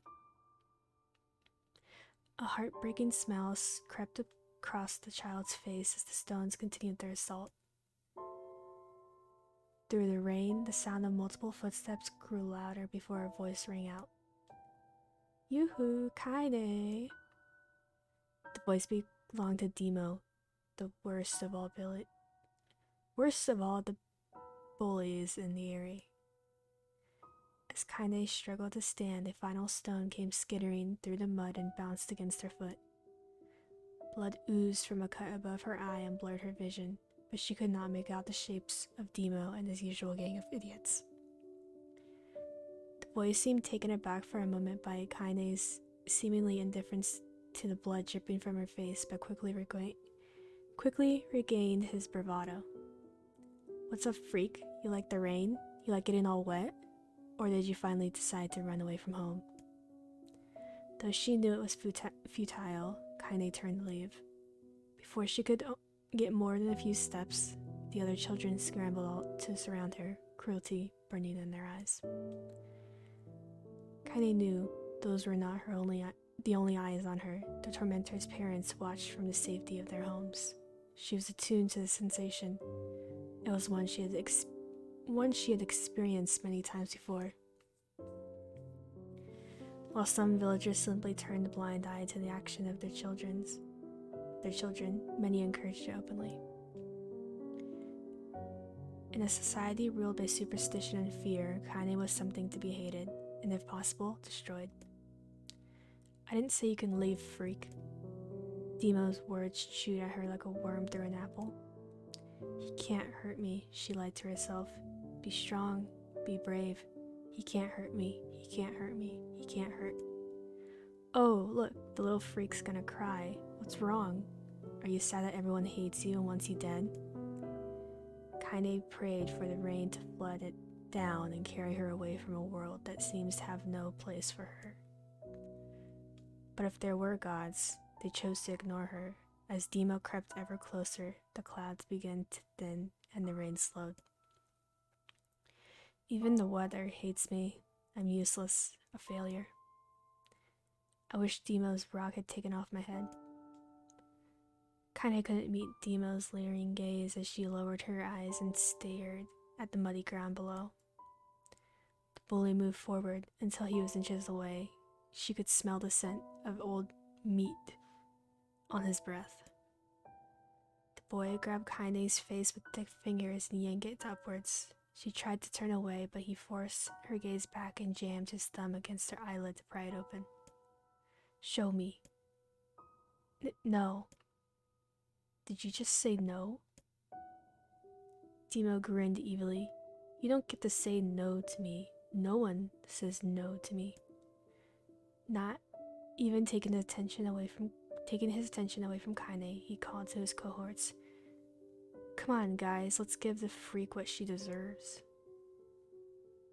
As soon as Demo finished, kicks and blows began to rain down upon Kaine. Demo paused, still grinning, as Kaine curled into a ball and tried to make the pain stop. I don't get you, freak. What you acting like a girl for, huh? Everyone knows what you really are. Kaine ignored the question, choosing instead to stare at the weather vane. It continued to point east, as supremely confident about the future it had chosen for her. Go home? Yeah, that's a funny joke for someone with dead parents and no home to go to. Freak, chanted the children. Freak, freak, freak. Kaine closed her eyes and listened to the rain, waiting for the pain to start again. As the clutching hands of the village children closed around her, she bent her mind towards the sound of the rain, letting it become her world entire. The rain fell, but the pain never came. Only when the laughter of her tormentors turned to terrified cries did she dare open a single blood-caked eye. Kaine was shocked to see Demo sprawled on the ground, holding his head and screaming in pain.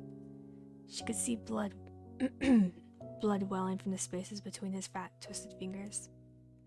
Oh my god, he's crying. He's actually crying.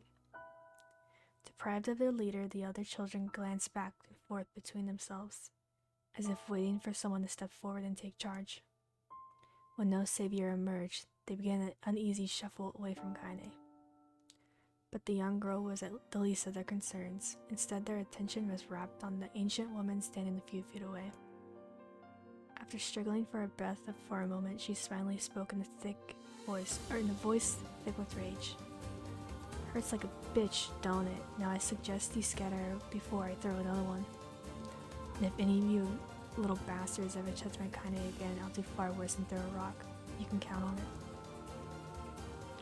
The old woman crouched down and gently touched the hand Demo was using to cover his wound.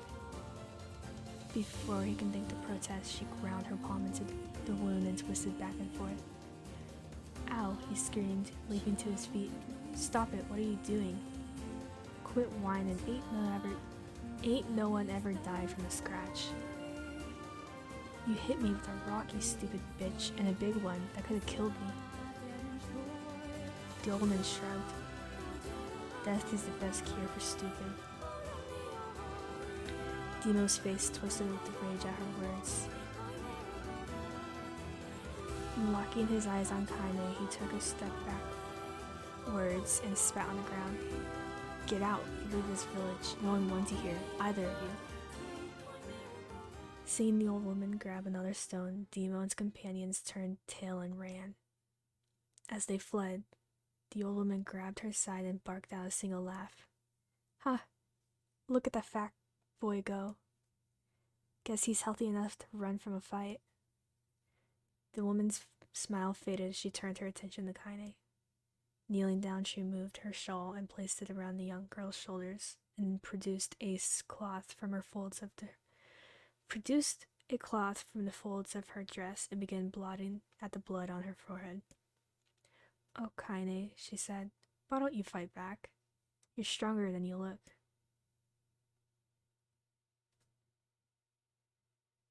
The words of her grandmother stung Kaine, and she turned away.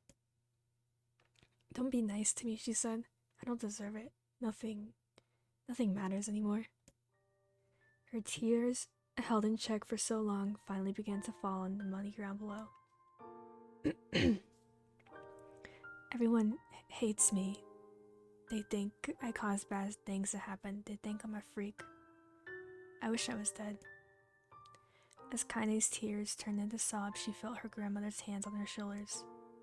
Despite her advanced age and diminutive size, she was a woman of surprising strength, and Kaine found herself unable to turn away. "Don't talk like that, girl. It's a river wide and deep that flows between the realms of this world and the next, and it grants no mercy to any that attempt the crossing. You gotta do to fight until your last breath. Understand?" The old woman tightened her grip and tried to still the tremor in her voice. "You know the pain of losing someone close to you, Kaine. You know that because you survived it." As the words hit home, Kaine was struck by the force of her love for the old woman. As a young child, she didn't even know of her grandmother, but when her parents died, the woman quickly accepted her as her own. Grandma, as Kaine called her, was cunning, vulgar, and quick to violence. And their first few years together had not been easy. But with each year that passed, Kaine and her grandmother had grown closer. However, it was only now, sitting in the mud with tears and blood caked on her face, that Kaine truly understood the depths of her affection. Here was a woman who had seen hard times, who had seen death, who had fought through all these years, through all these things, and somehow emerged on the other side. If anyone could understand Kaine's pain and loneliness, it was her. "Do I make you sick, Grandma?" "Of course not. Don't be an ass." Kaine drew her grandmother's moth-eaten shawl around her body and shuddered. "But my body, it's not normal." "If I was normal, then Mom and Dad wouldn't." "Hush," interrupted Grandma. "I will not hear another word of this nonsense. You're my granddaughter, and I love you. If folks have a problem with that, then they can go to hell." With that, the old woman reached out and placed a wreath of dried flowers in Kaine's hair. The skill it took to bend the flowers without breaking the stems or losing a single petal was remarkable, and the beauty of it made Kaine want to cry all over again. "Oh my gosh, these are lunar tears. Grandma, you made this for me?" The lunar tears were legendary flowers. Most people could live their entire lives without ever seeing one, yet her grandmother had somehow collected a dozen or more. Kaine reached up and touched the wreath, as if she couldn't believe it was real. "Where did you find these?" "Just stumbled upon them when I was out doing the shopping." The old woman turned away as she spoke, leading Kaine to suspect that the search had been more difficult than she was letting on. The pains that she took to construct the ornament, let alone track down the flowers used in its construction, made Kaine's heart hurt. She reached up and gently adjusted the wreath, admiring the way it felt between her fingers. "It didn't quite turn out right," said her grandmother as she squinted at it. "These old hands have trouble with delicate work, but it sure looks good on a pretty girl like you." Kaine blushed and turned away. You think I'm pretty?" "Of course you are. What a fool thing to say." Thank you, Grandma. Her grandmother smiled. We're gonna be fine, you and me, she said.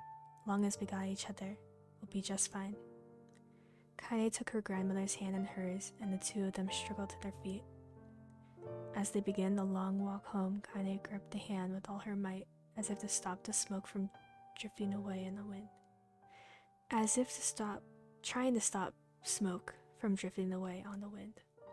The rain had stopped. Kaine stood beneath the weather vane, watching it spin in lazy circles, no longer caring about the direction it faced when it stopped. I don't need to escape. I have a home now. Grandma loves me, and that is enough. Even if it is us against the world. Kaine let her gaze drift up past the vane into the cloudy sky. The last faint hints of a rainbow were slowly fading.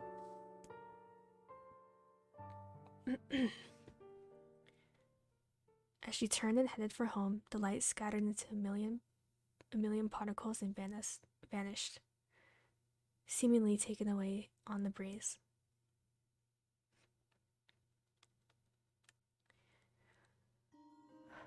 Oh boy. 1 second, I need to get some water.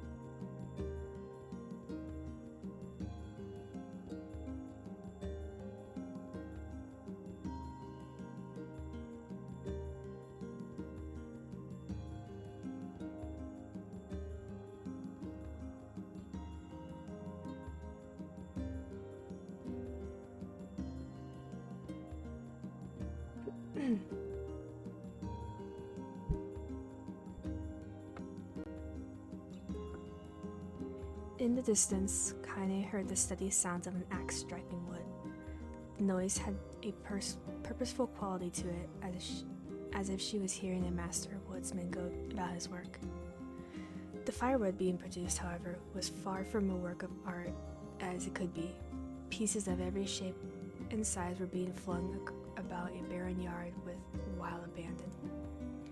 Anyone trying to stack such wood would probably die in frustration before the job was through. Stupid piece of shit axe. Kaine's grandmother flailed away the axe, filling the air with both splinters of wood and words that would make the most hardened sailor blush. Grandma, called Kaine. That you, Kaine? Yelled the old woman, taking her eyes off the wood for a moment. Don't get too close or I might take your goddamn foot off by mistake. She brought the axe down on the piece of wood, sending chips flying in every direction. One spun past Kaine close enough for her to hear the whistle, at a point which she decided to step back. Once she scuttled to a safe distance, she cupped her hands around her mouth and shouted, "Grandma, do you need any help? I can get you water or lunch or a new axe or something?"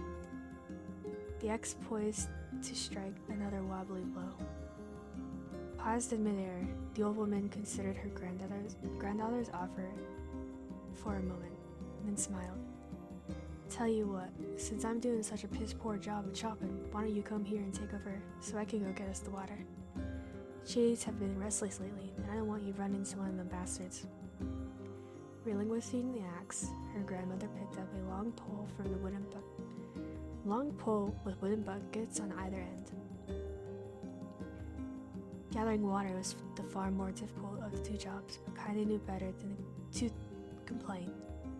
Once Grandma's mind was set, there was no changing it. Kaine did her best to help with the chores, but Grandma took every task that required travel to the village. Though she had a long list of plausible excuses, Kaine knew the real reason. She didn't want her granddaughter to be taunted and harassed by the villagers.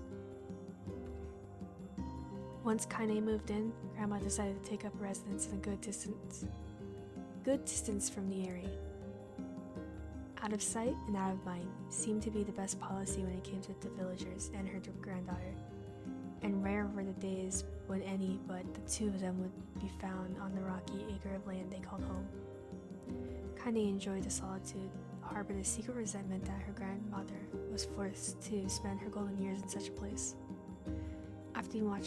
After watching her grandmother leave, Kaine turned her attention to the task at hand. She had never chopped wood before in her life, and soon discovered why the old woman hated the chore. Swing after swing, the axe produced only a tiny crack in the wood, and when she finally managed to connect with a solid stroke, the tool embedded itself in the log and refused to budge. Frustrated, Kaine swung the axe around her head and threw it, log and all, across the yard. Damn it, crap. She suddenly understood the joy her grandmother felt in a good word and a good curse. Happier now, she picked up the axe, forced it from the wood, and resumed chopping. She had a natural skill with a blade, but the task was challenging, and blisters soon began to form on her small pink hands. This is tough, and all my logs are weird sizes. Spitting on her palms and ignoring the pain, Kaine redoubled her efforts. Just as she was developing a rhythm, Grandma returned from the village. Setting down her buckets with a small sigh, she took one look at the logs and coughed out a wheezy laugh. Pretty clumsy girl. Better practice if you... Her grandmother suddenly collapsed to her knees, causing one of the buckets to wobble precariously. Eyes wide, Kaine dropped the axe and ran to her grandmother's side. Grandma! The old woman shook her head and pointed the trembling finger at the bucket. Get the bucket, can't let it spill. Kaine steadied the bucket with a foot as she knelt by her grandmother. A small bit of water sloshed over the side and made a new home in the hem of her dress, but Kaine didn't notice. Grandma, what's happening? Crazed with panic, she grabbed her grandmother by the shoulders and shook. After a moment, the woman lifted her arms and batted Kaine away. Stop that, just stop, she cried, breathing heavily. It ain't like I'm dying. Just tired from the trip is all. Kaine desperately wanted to believe her, but one look at the woman's shaking hands and worn face told her more than words could ever could. Her grandmother had lived a long, hard life, and it seemed the bill was finally coming due.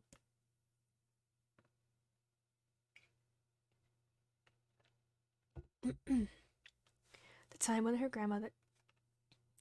her grandmother watched over Kaine was ending. Sooner than either of them had feared, the positions would be reversed. The next morning, Kaine came to the side of her grandmother's bed and took her wrinkled hand.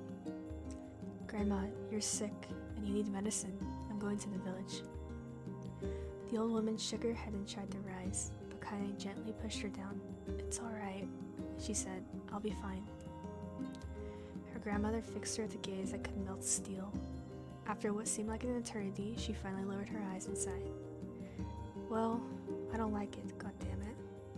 But I guess I should quit being so stubborn and let you grow up. The old woman watched as Kaine strapped on her boots and made her way down the road to the village. Hours later, as an unseen sun made its way across the dark and rainy sky, she was still watching. Kaine moved at a brisk pace, checking her pockets every few minutes to make sure the money her grandmother gave her was still there. Every noise caused her to spin on her heels, making sure she wasn't being stalked by a shade, or worse, Demo and his gang. But she encountered neither tormentors nor shade, and Kaine finally found herself at the entrance to the village. The few adults she could see glanced sideways at her and then muttered to each other behind raised hands before slinking away into the shadows. Her heart racing, Kaine took a series of rapid, hollow breaths and tried to calm herself. prove myself. I have to help Grandma. I have to be strong. She chanted those words to herself over and over as she slowly made her way. Finally, her eyes settled on a rotund, older woman who was angrily waving her arms in the air and telling everyone who would listen exactly what she thought of Kaine's presence. "Hey lady," Kaine said with bravado she did not feel. "Where's the apothecary?" The woman's flabby cheeks shook with bewildered anger. "How dare this thing speak to me," they seemed to say. But Kaine saw that her eyes held a different emotion, fear. "Yeah, we're both scared, lady. Trust me on this one." "Which way?" Kaine repeated. The woman pointed at the small building to her right before hitching up her dress and stumbling off into the other direction. Kaine cringed, expecting a stone to come flying from the assembled crowd, but no one came. Her mind was filled with a strange sense of pride as she made her way to the apothecary. But the new emotion had little time to take root, as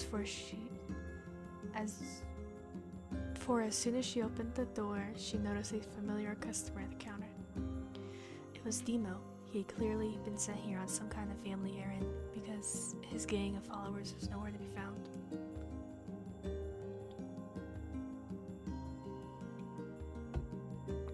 "Oh my god," he sputtered. What are you doing here, freak?"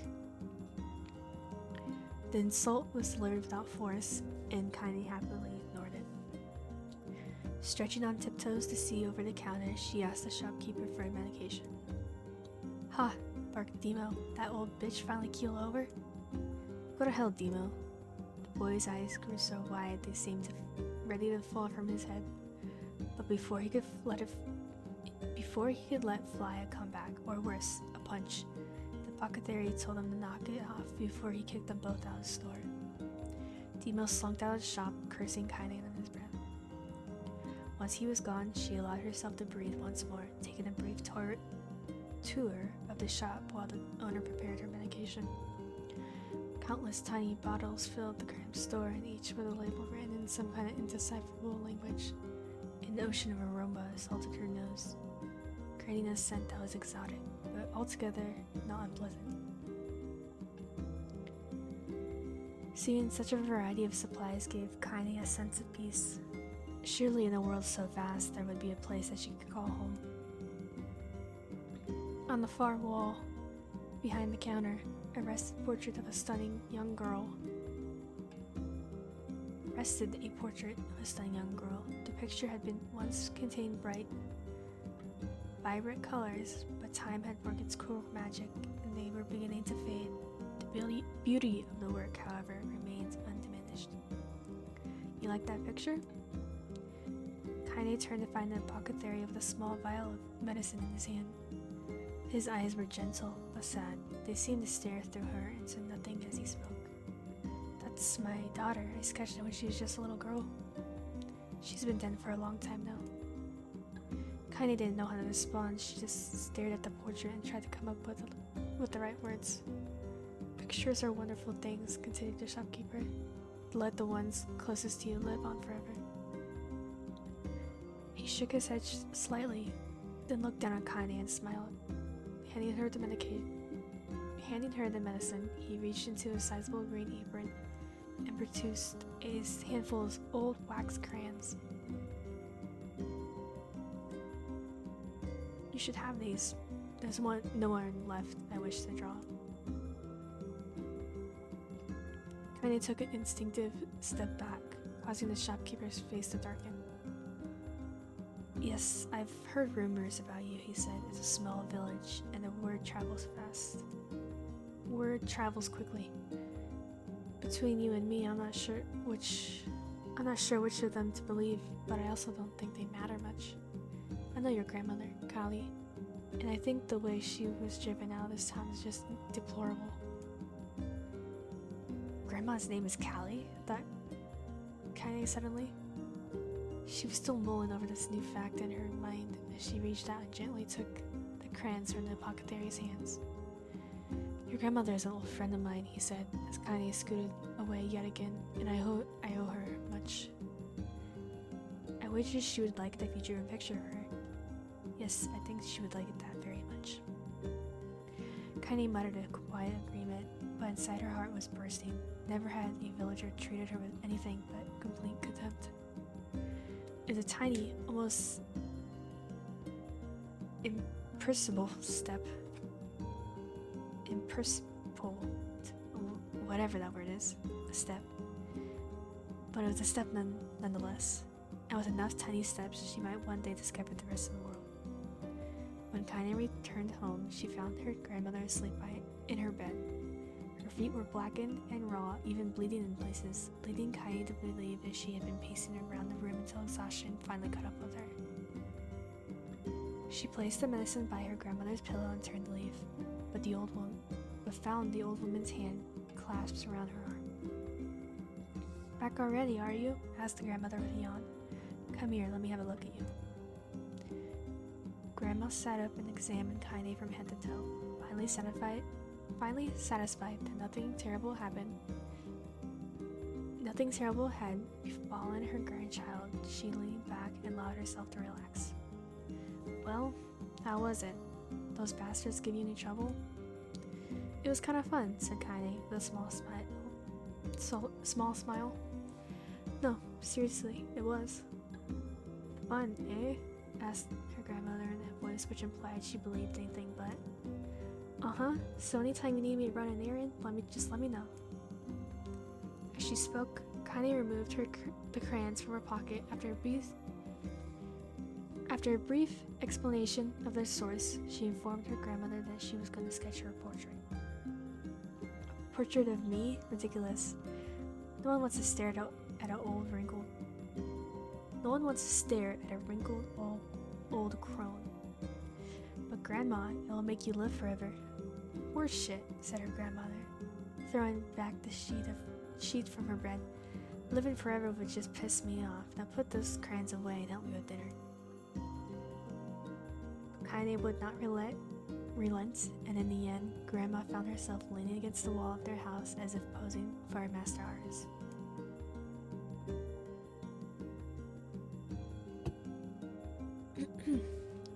Kaine took up the crayons, eyed her subject carefully, and set to work.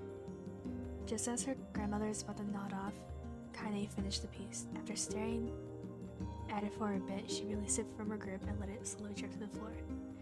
"It's terrible. It doesn't look like you at all." "I'm sorry, Grandma. I thought these crayons would, make drawing easy or something." The old woman's eyes narrowed at her granddaughter's disappointment. "Let me be the judge of that," she said, ignoring the pain in her back and reaching for the paper. The sketch could have been the person's face, but it also could have been a boulder, a lump of clay, or an incredibly misshapen loaf of bread, all rendered in a chaotic array of colors. The old woman stared at the picture for a long time, then slowly wheezed out a laugh. "Oh, Kaine," she said between laughter, "you truly are my blood. You're as clumsy as me and I love it. But, hush, I won't hear any more bull about how ugly you think it is. It came from the heart, and I'll treasure it always." True to her word, the old woman gave the picture a place of honor above the kitchen table. In the days that followed, Kaine would often catch her staring at the portrait with a strange smile on her face, an action she interpreted as silent, mocking laughter. A week later, Kaine could stand it no more and asked her grandmother to take the artwork down. "Posh," said the old woman. "I'll take this down when they roll me in my shroud." She pondered this for a bit, then turned to Kaine and dropped to one knee. "Listen to me, girl. Seeing this picture makes me happy in a way I've never felt before. And it makes me want to go on, so that someday you feel the same happiness." It was a moment that buried itself in Kaine's memory, a perfect blend of pride, love, and joy that came together to form a lifelong remembrance. She swore to never forget this moment, to never forget the old woman who had made her place in the world possible. Time moves on, and people and memories move in and out of life like ghosts passing through a hall. But this moment will be different, Kaine swore, because I'll remember it forever. forever.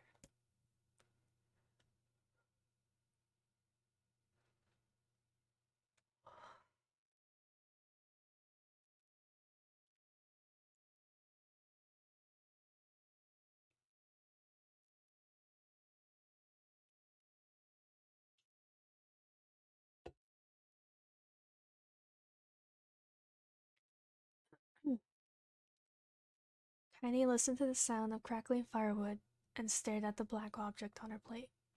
She'd been pushing around the wooden disc for a good 10 minutes, ignoring the bemused stare of her grandmother. Finally, she summoned her courage and gave the object a brief sniff. A brief sniff. A sharp, bitter scent flew up her nostrils and made its home there, causing her face to twist with disgust. Grandma, I can't believe you want me to eat a bug. The old woman threw some wood under the cooking pot and snorted. It's no It's no bug, you fool girl. It's a berry. Why the hell would I be feeding you bugs? Yeah, well, it sure looks like a bug, said Kaine, and I think it's burnt or something because it smells terrible. With that, Kaine held her nose and threw the berry in her mouth, chewing it as little as possible. Oh yeah, that's terrible, alright. Why, you little brat, laughed the old woman. Look at the sass on you. You've been spending too much time with me, that's a fact. 5 years had passed since the moment when Kaine's grandmother saved her from the bullies. As if is often the way with two stubborn people, the relationship has grown in fits and starts, but moved forward all the same. Meals that used to be somber affairs were now filled with laughter and hurled abuse in equal measure. Kaine could not remember a time when she had been happier. As the years went by, Kaine started to shoulder more and more of the daily responsibilities. Her grandmother's legs grew weaker by the day, and she could no longer do as many chores she used to take for granted. And so this morning found Kaine lacing up her work boots with a breakfast of burned berries rolling around through her belly. Where are you going today? Asked Grandma suddenly. Kaine looked up, surprised. The old woman rarely asked for specifics anymore. Well, I was gonna go check out the kelma trees and see if they were ripe. I thought we could make some jam or something. Oh, and I'm gonna go pick up some flagstones, so I need to take the wheelbarrow. Flagstones? What in hell for? Kaine stared at her grandmother, then held out an arm and swept it around their home. Constructed mostly of cloth, rope, and rubble, the old place sagged like a boxer in the final round. Grandma, a dying cat could shoot through this house. I'm gonna build a stone wall so we have some protection. The old woman laughed, exposing her toothless grin to the world. God damn, girl, if a bunch of thieves wanted to ransack this own place, let them come. We got nothing worth stealing anyways. I'm not worried about thieves, I'm worried about shades. People saw one west of the village yesterday. The old woman tilted her head and stared at her grandmother. Well, shoot, I don't know why you had to do it today. You can worry about it some other. Grandma, no. If I don't go to the kelma trees, we won't eat it. We won't eat tonight, you know that. A confused expression passed along the old woman's face, and for a moment she was a small child lost in a carnival. Yes, she said after a bit. Yeah, of course. You're right. I'm sorry, Kaine. Lately it seems like my mind is... She didn't finish the thought. Instead, walking over to her nightstand and gently taking the wreath of lunar tears from the drawer, the flower's petals had aged to a brilliant whiteness, and Kaine thought it was more beautiful now than the day when she first received it.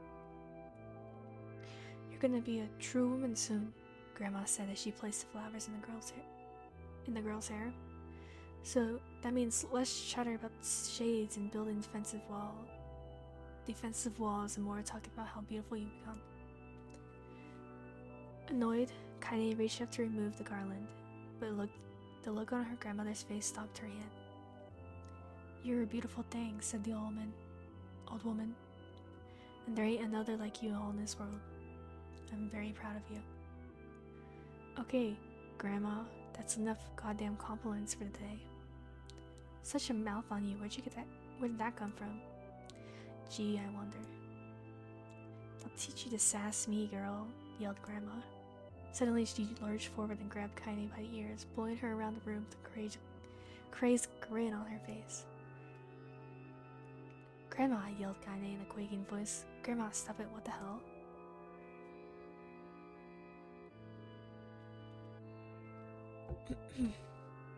The old woman stared at her and blinked, then slowly held her wrinkled hands out as if it was the first time she ever seen them.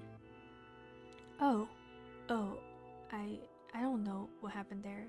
I'm sorry, girl. Sometimes my mind just... Kaine thought the look on her grandmother's face was the most heartbreaking thing she'd ever seen. Listen, she began. Maybe I should stay home after all. No, I won't have you stay here to keep an eye on an old codger like me. You go get your fruit and your wall and whatnot. I'll be fine. And when you come back, I'll have a nice grasshopper dinner waiting for you. Kaine rolled her eyes, then kissed her grandmother on the forehead and made ready to depart, trying desperately to ignore the worry that was gnawing at the walls of her heart. Kaine could feel the old woman's eyes watching her as she moved down the path. Don't turn around, she told herself, but in the end, the temptation was too great. She spun on her heels for one final look and saw a small, bent woman standing in front of a ramshackle hut with a sad expression on her face. God, she looks so old now. It's like the wind could reach down and just carry her away. Kaine worried about her grandmother all day, causing her work to suffer. What little fruit she could collect was tossed carelessly into the wheelbarrow, and she could only found a couple stones before losing interest in the project. Finally, as dusk approached, she decided to call it a day. Cursing herself for the lack of focus, Kaine pushed a nearly empty wheelbarrow back down the path. As she crested the final hill, she suddenly froze in place. The wheelbarrow fell from her fingers and collapsed on its side, sending a few pieces of wrinkled brown fruit rolling back down the hill. Her gaze was transfixed on the thick black cloud that hovered just ahead. Tracing its path with a finger, Kaine suddenly felt her stomach knotting on itself. No, oh gods, no. Her grandmother's house was ablaze, the flames licking up as if trying to touch the sky itself. Grandma? Grandma? Kaine ran then, faster than she'd ever moved in her life. Once she tripped on a stone and went sprawling into the rocky ground below. But she leapt to her feet and continued running, unmindful of the blood that spilled from her wounded hands and knees. As she got closer and closer, Kaine's mind began to race in a time with her footfalls. It's too dark. It's too dark, not just fire. Can't be fire, too much smoke. Gotta save her, gotta save her. She burst into the front yard and came to a sudden halt. Her worst suspicion was confirmed. The smoke from the fire was mingling the thick, inky blackness of an enormous shape. The massive creature supported itself on 3 twisted feet and achieved balance through means of a large, armored tail. Scales, horns, and claws sprouted from its body in a random chaotic pattern, giving it the appearance of a lizard designed by some insane god. Seeing Kaine, it let out a roar, flipped its tail, sending small whirlwinds spinning around the yard. For a moment, the creature retreated into the shimmering, inky blackness.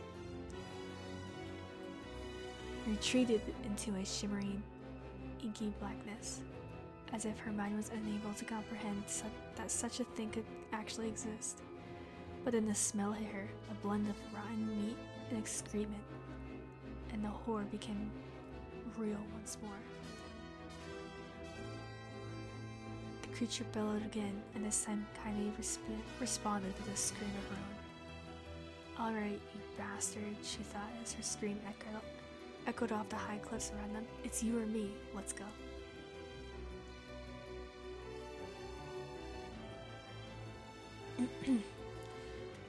The shade eyed Kaine with a bemused interest, then began looking from her to the house and back again, as if urging her to look at the destruction it had so gleefully wrought. With dread building in her heart, Kaine glanced towards the house. Through smoke and flames, she spotted a small figure struggling to escape the ruins. Grandma! At the sound of her voice, and the old woman began waving frantically. She's alive, thought Kaine. Alive. Kaine's legs sprang to life as she raced across the yard towards the flaming wreckage of the house. Before she could advance more than a few steps, the shade opened its mouth and let out a roar powerful enough to uproot trees and send them flying.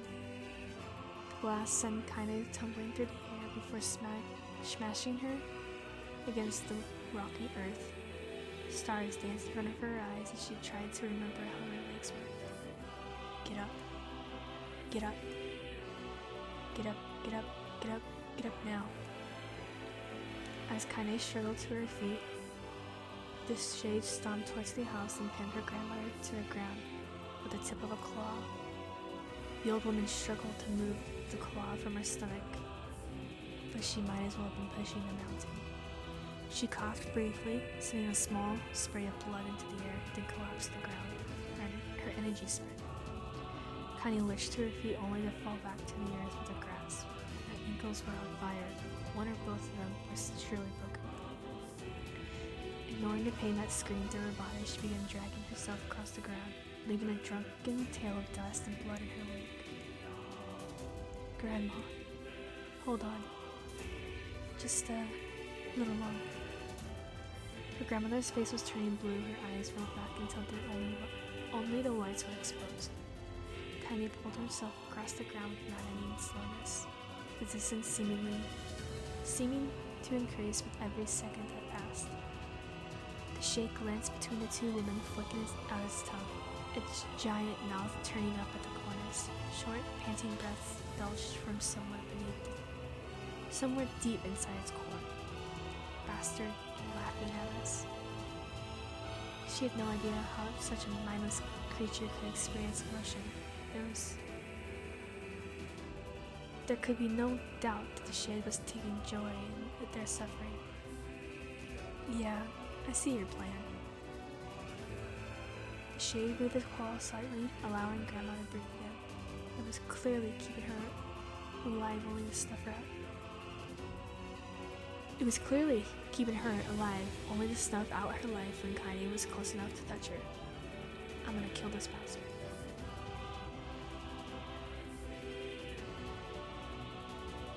Summoning all her strength, Kaine rose to her feet.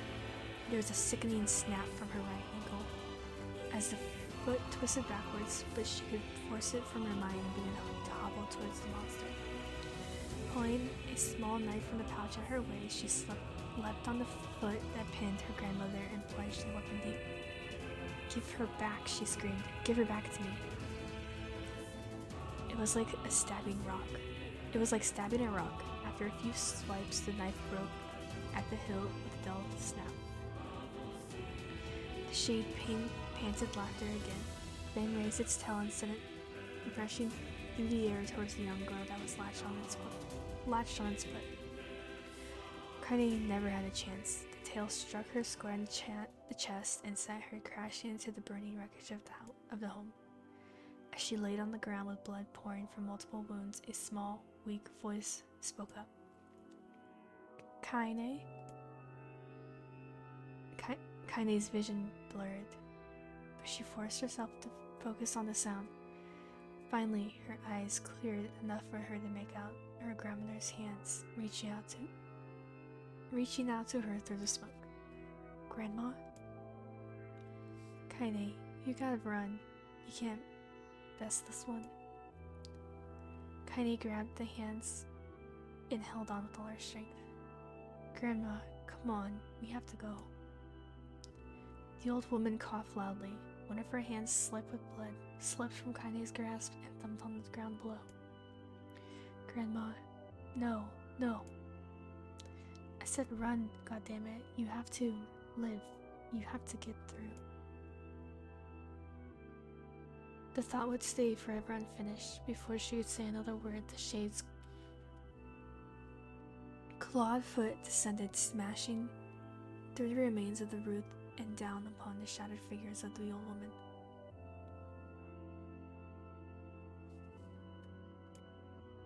Blood oozed from the gaps in the creature's toes as the terrible, putrid smell assaulted Kaine's nose once again. She stared at the foot, dumbfounded and convinced that what she was seeing could not possibly be real.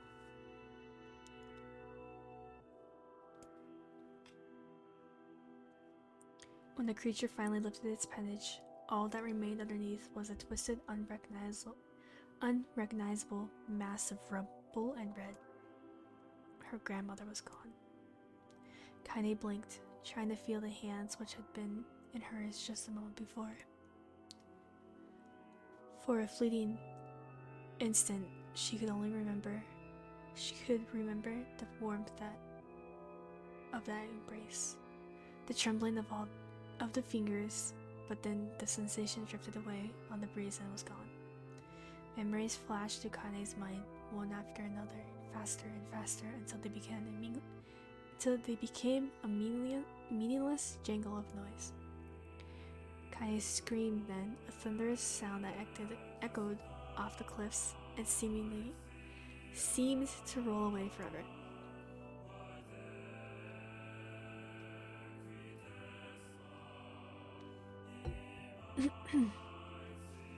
The shade eased forward, a black ichor pouring from its mouth and dissolving into smoke on the ground below. The earth shook with every step as it crept towards its prey. Kaine's body slowly rose up as if controlled by a mad puppet master. Her arms and legs were bent at impossible angles, her head lolled dangerously to the side, yet somehow she managed to stand. Staring at the shade, her eyes began to glow with a deep red fire. The creature, so confident just moments before, took a slow, hesitant step backwards, trying to discern if this broken human could possibly pose a threat. Kaine seized the moment. Laughing like a madwoman, she leapt into the air and plunged the shattered hilt of her knife deep into the leg of the shade. The shade shook Kaine off like a fly, sending her crashing to the earth once again. Her chest rose and fell slowly, as if a great weight was resting on it. Moist sounds of pain echoed through her mind. Something warm and thick oozed from her ears. Is that blood? Think it is. Think I'm bleeding to death? No, can't die. Grandma told me to live. Deep inside Kaine's mind, something finally broke. The sound, the pain, the smoke, and the flames. All of it faded away until all that remained was a single incantation repeated over and over again. Kill it. Kill it. Kill it. Kill it. Kill it. Kill it. Kill it. Kill it.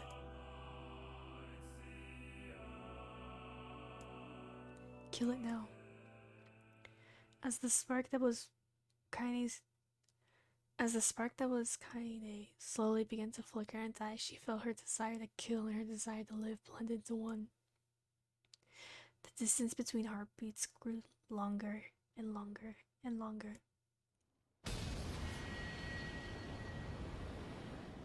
Oh, thank God. Break.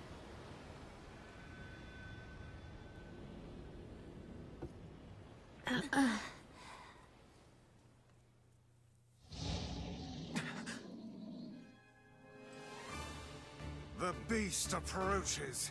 Oh, I know.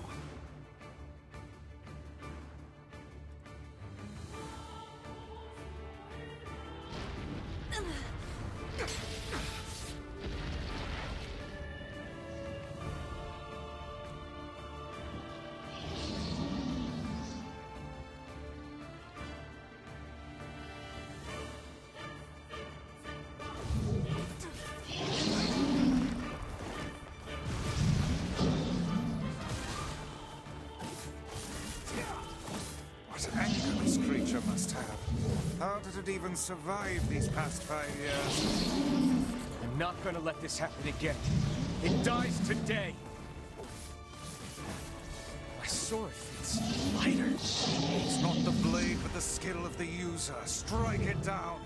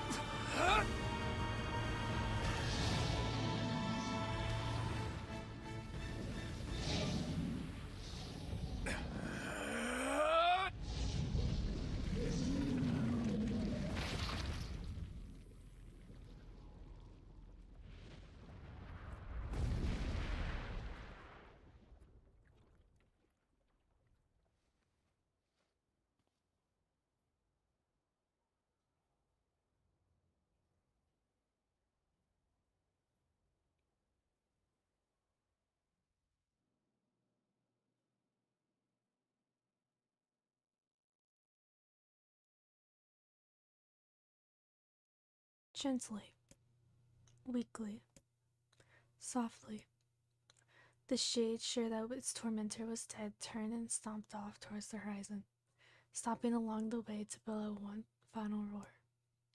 Couldn't kill it. Shamed beyond imagining, Kaine tried to turn her head to the side, but only succeeding in coughing up a huge gout of blood. It was getting difficult to see, and only after a moment of fierce concentration did she realize that her left eye was gone. Laughing to herself, she turned her remaining eye to the ruins of her home and noticed a ragged stump of an arm resting a few feet away. Yeah, that's mine, she thought with a mad giggle. This is gonna make clapping a real bitch. Ha! Cried a sudden voice from the depth of her mind. Finally gonna die, are ya? Well, you had it coming.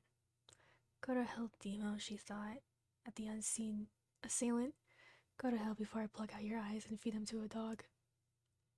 The voice of her childhood terror evaporated in the smoke, only to be replaced by another, more recent voice. Hold still, said the apothecary, materializing from the ruins like a ghost. I want to draw you, that way you can live forever.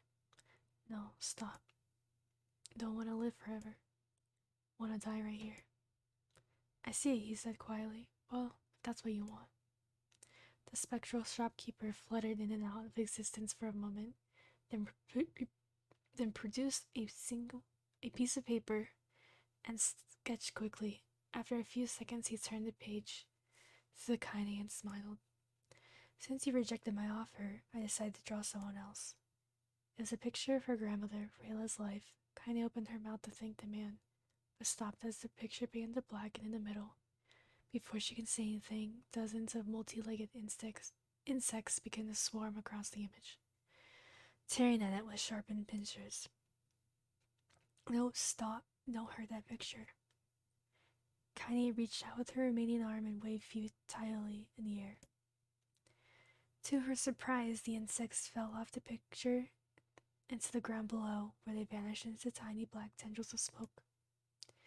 Relieved, Kaine turned her good eye back to the picture, only to open her mouth in a silent scream. The sketch now showed her grandmother, as she truly was, a smashed, unrecognizable lump of nothing. The apothecary smiled, then broke into a jolly dance. See that? He cried as he danced his jig. It's perfect now. She looks just like you. Ha-cha-cha-cha. I look like that? Oh god. Oh god, I'm gonna die. I'm gonna die. Drowning in despair, Kaine laid her head back in the mud and smoke of her ruined house and waited for the end to come. But just before she let everything go, an unfamiliar voice began to whisper in her ear. Ain't you got a wish, Ain't you got a wish, sunshine? The voice was vulgar and fierce at the same time, as if insanity had somehow found its way to take form.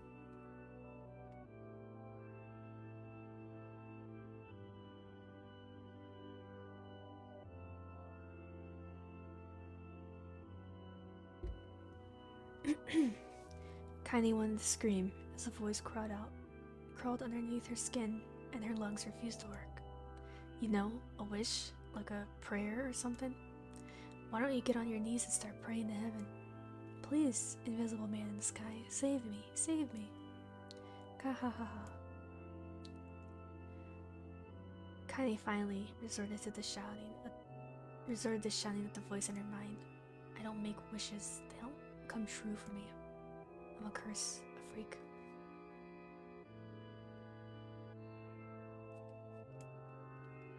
I should be left to die.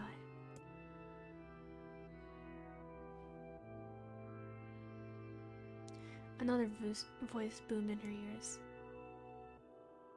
Wahaha. Oh god, you are the best. Kaini glanced down and saw a black.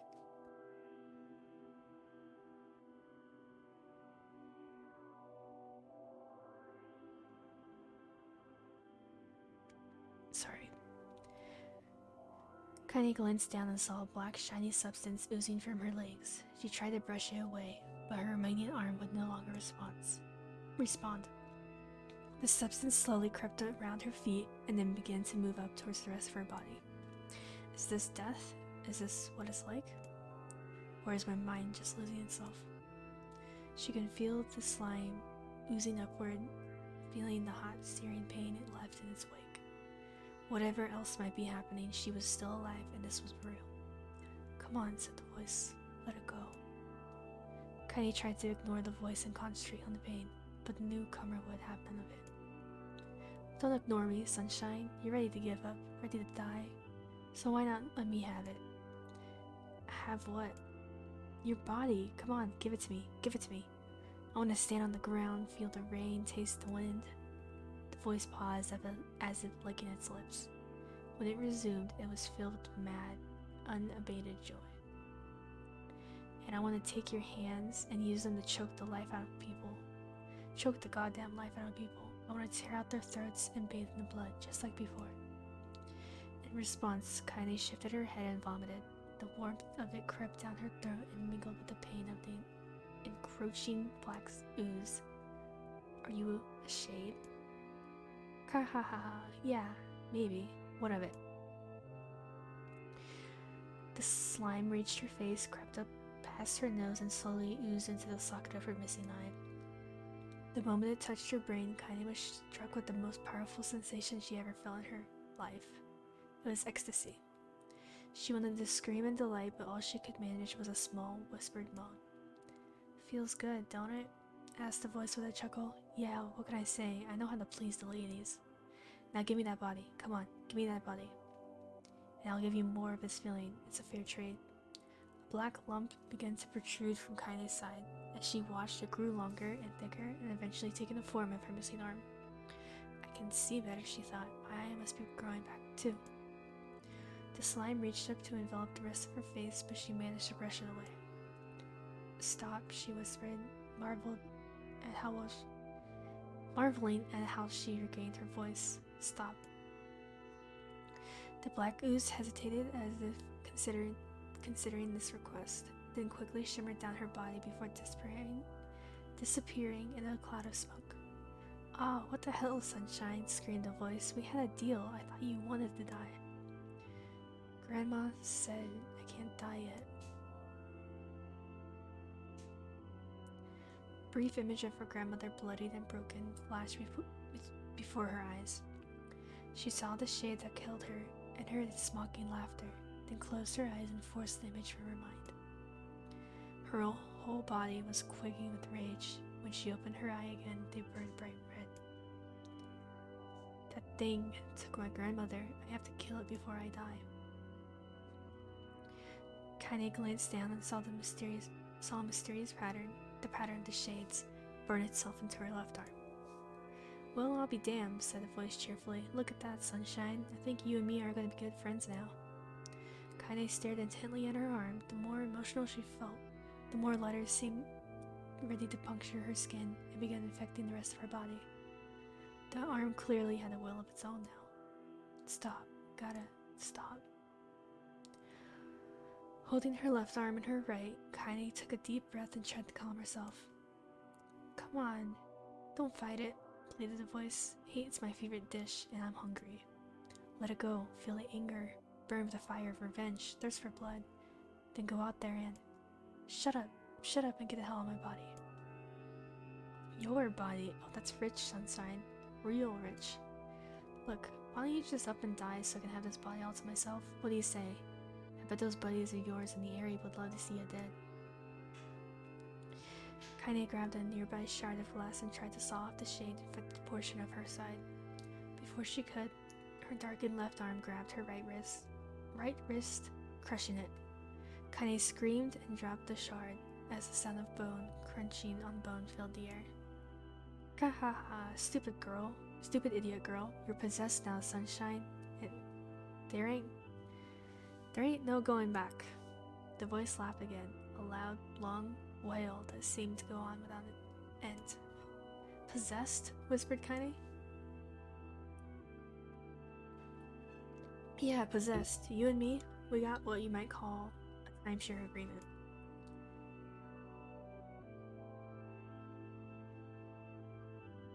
Remember how folks used to think you were a freak? Well, wait till to get a load of you now. Kaine looked up, tears in her eyes. The sky seemed smaller, somehow darker. Is this because of the shade? Of that shade? Is this how they see the world? So, listen, purred the voice. I know this whole possession thing seems a bit sudden, but it ain't all that bad. There's plenty in it for you, too. I'm a very powerful shade. I'm a very powerful creature, Sunshine.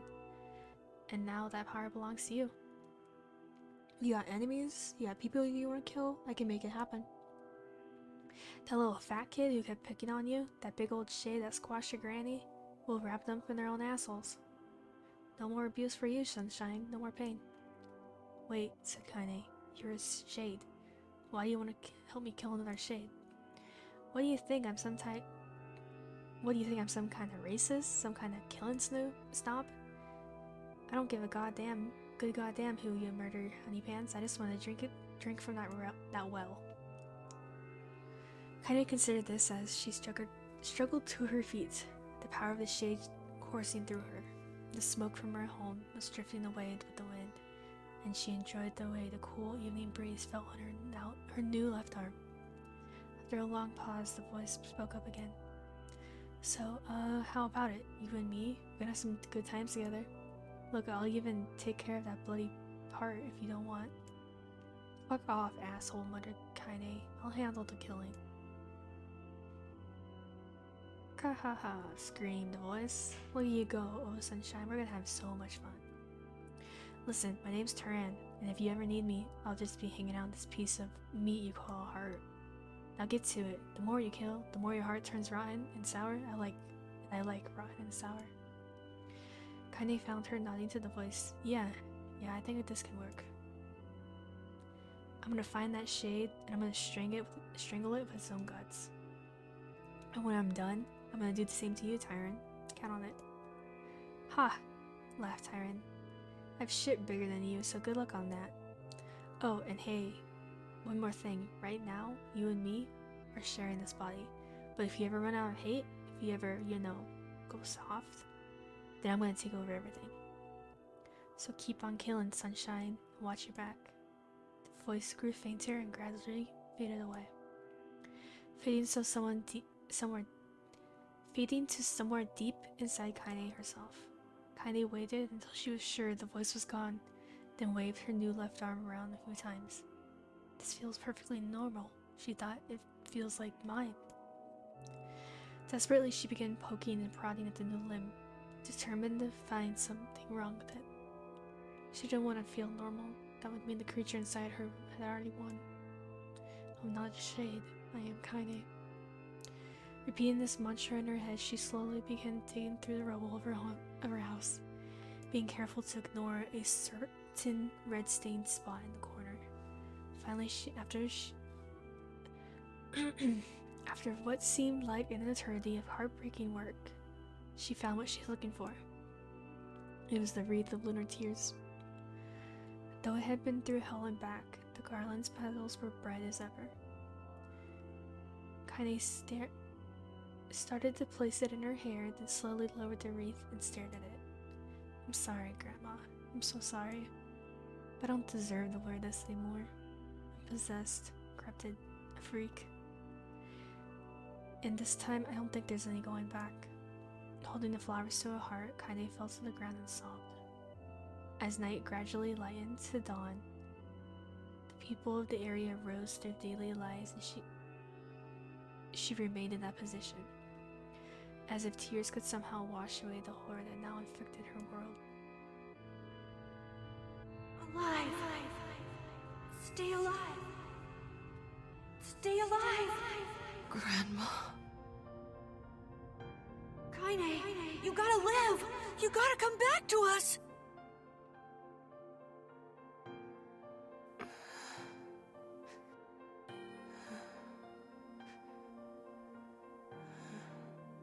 Oh, hey.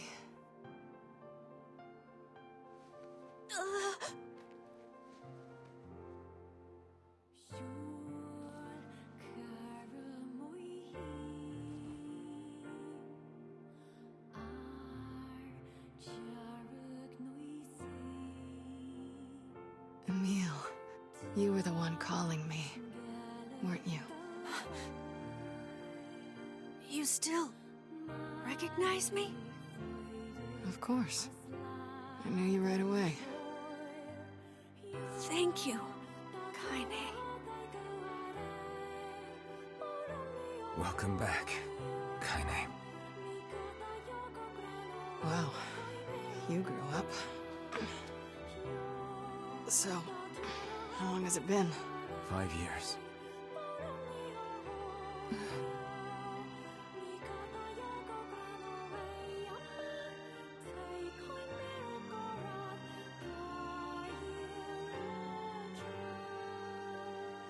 Shit. That's a long time. Any luck with Yona? We are still no closer to finding her. We need a way to locate the Shadow Lord. By the way, this is for you. Is that a lunar tear? It's not as good as your grandmother's, but I tried. No, it's great. Thank you.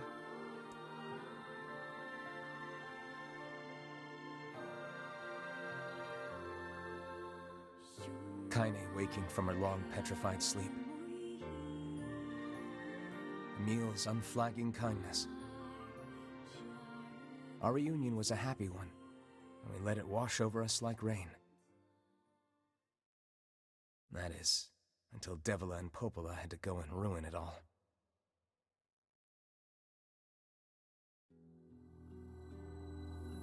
Are you kidding me? You can't be serious! Please, try to understand. People are tired and scared, and I'm sorry. I'm sorry you have to bear the brunt of that. This is crap, and you know it! It's okay. We can sleep outside. No one's sleeping outside. You and Kaine saved this village, and now they want to run you out? People are afraid of us. And really, I understand. I mean, look at me. As long as you're still with us, I can deal with it. Right, Kaine? I'm used to sleeping outside. But... We'll see you later. Sorry about this.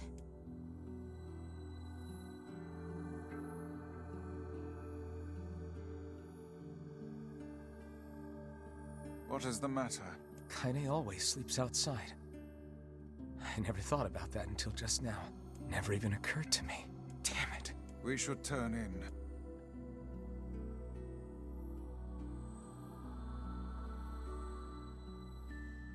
I didn't get much sleep that night. For the first time in my life, I hated Devila.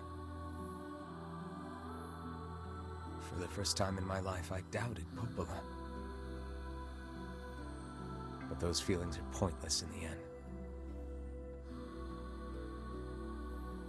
They said and did what they did for the sake of the village. to protect it from the horror of the Shades.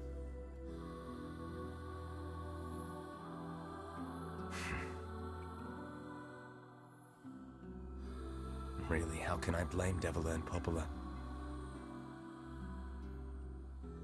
In the end, I'm just as bad.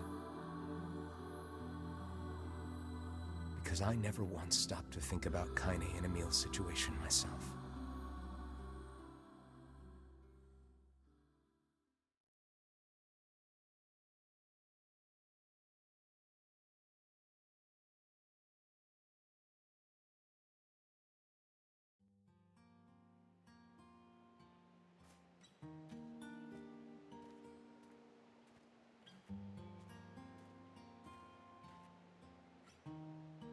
I should apologize to Kaine and Emil, but what good would that even do?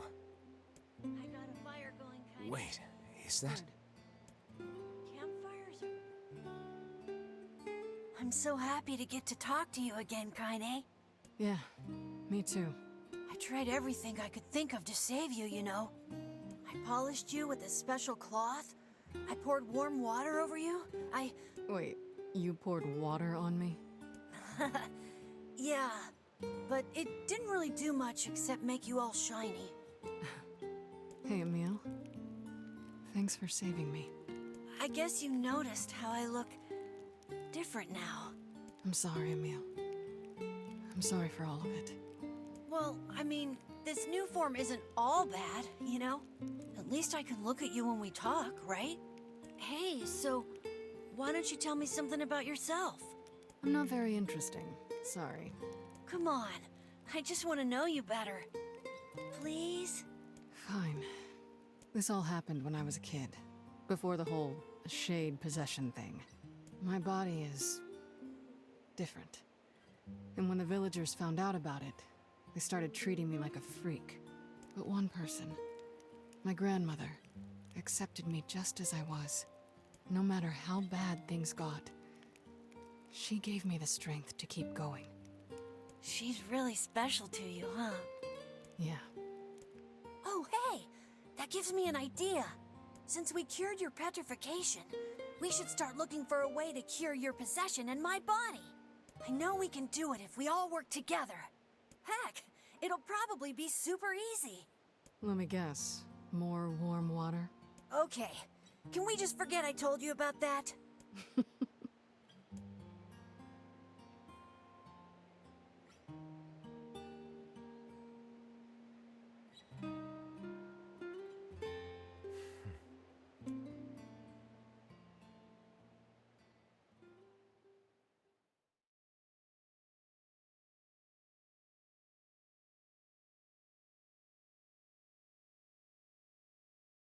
That was cute.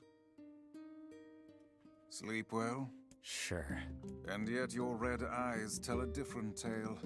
Don't be so hard on yourself, lad. I need to go see Devila and Popola. Very well.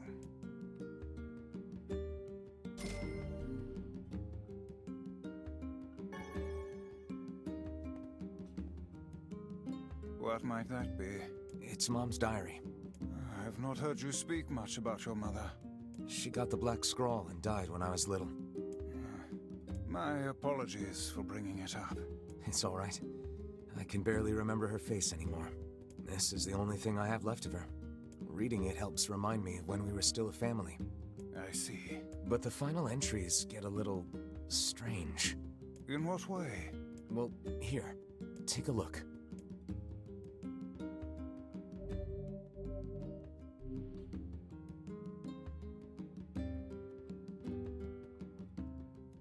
Say there, can you not hear me?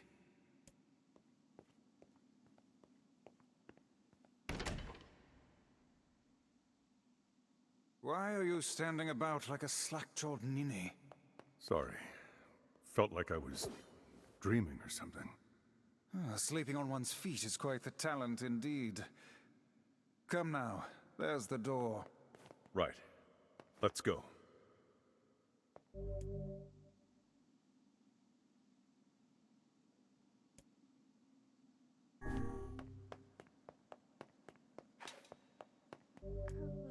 Do this later. I'm gonna end.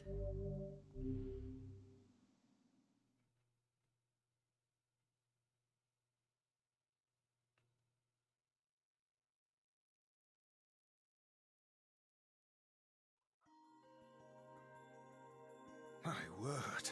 Something wrong? I feel as if I've just awoken from a most unpleasant dream. I know what you mean. That happens to me whenever I read it.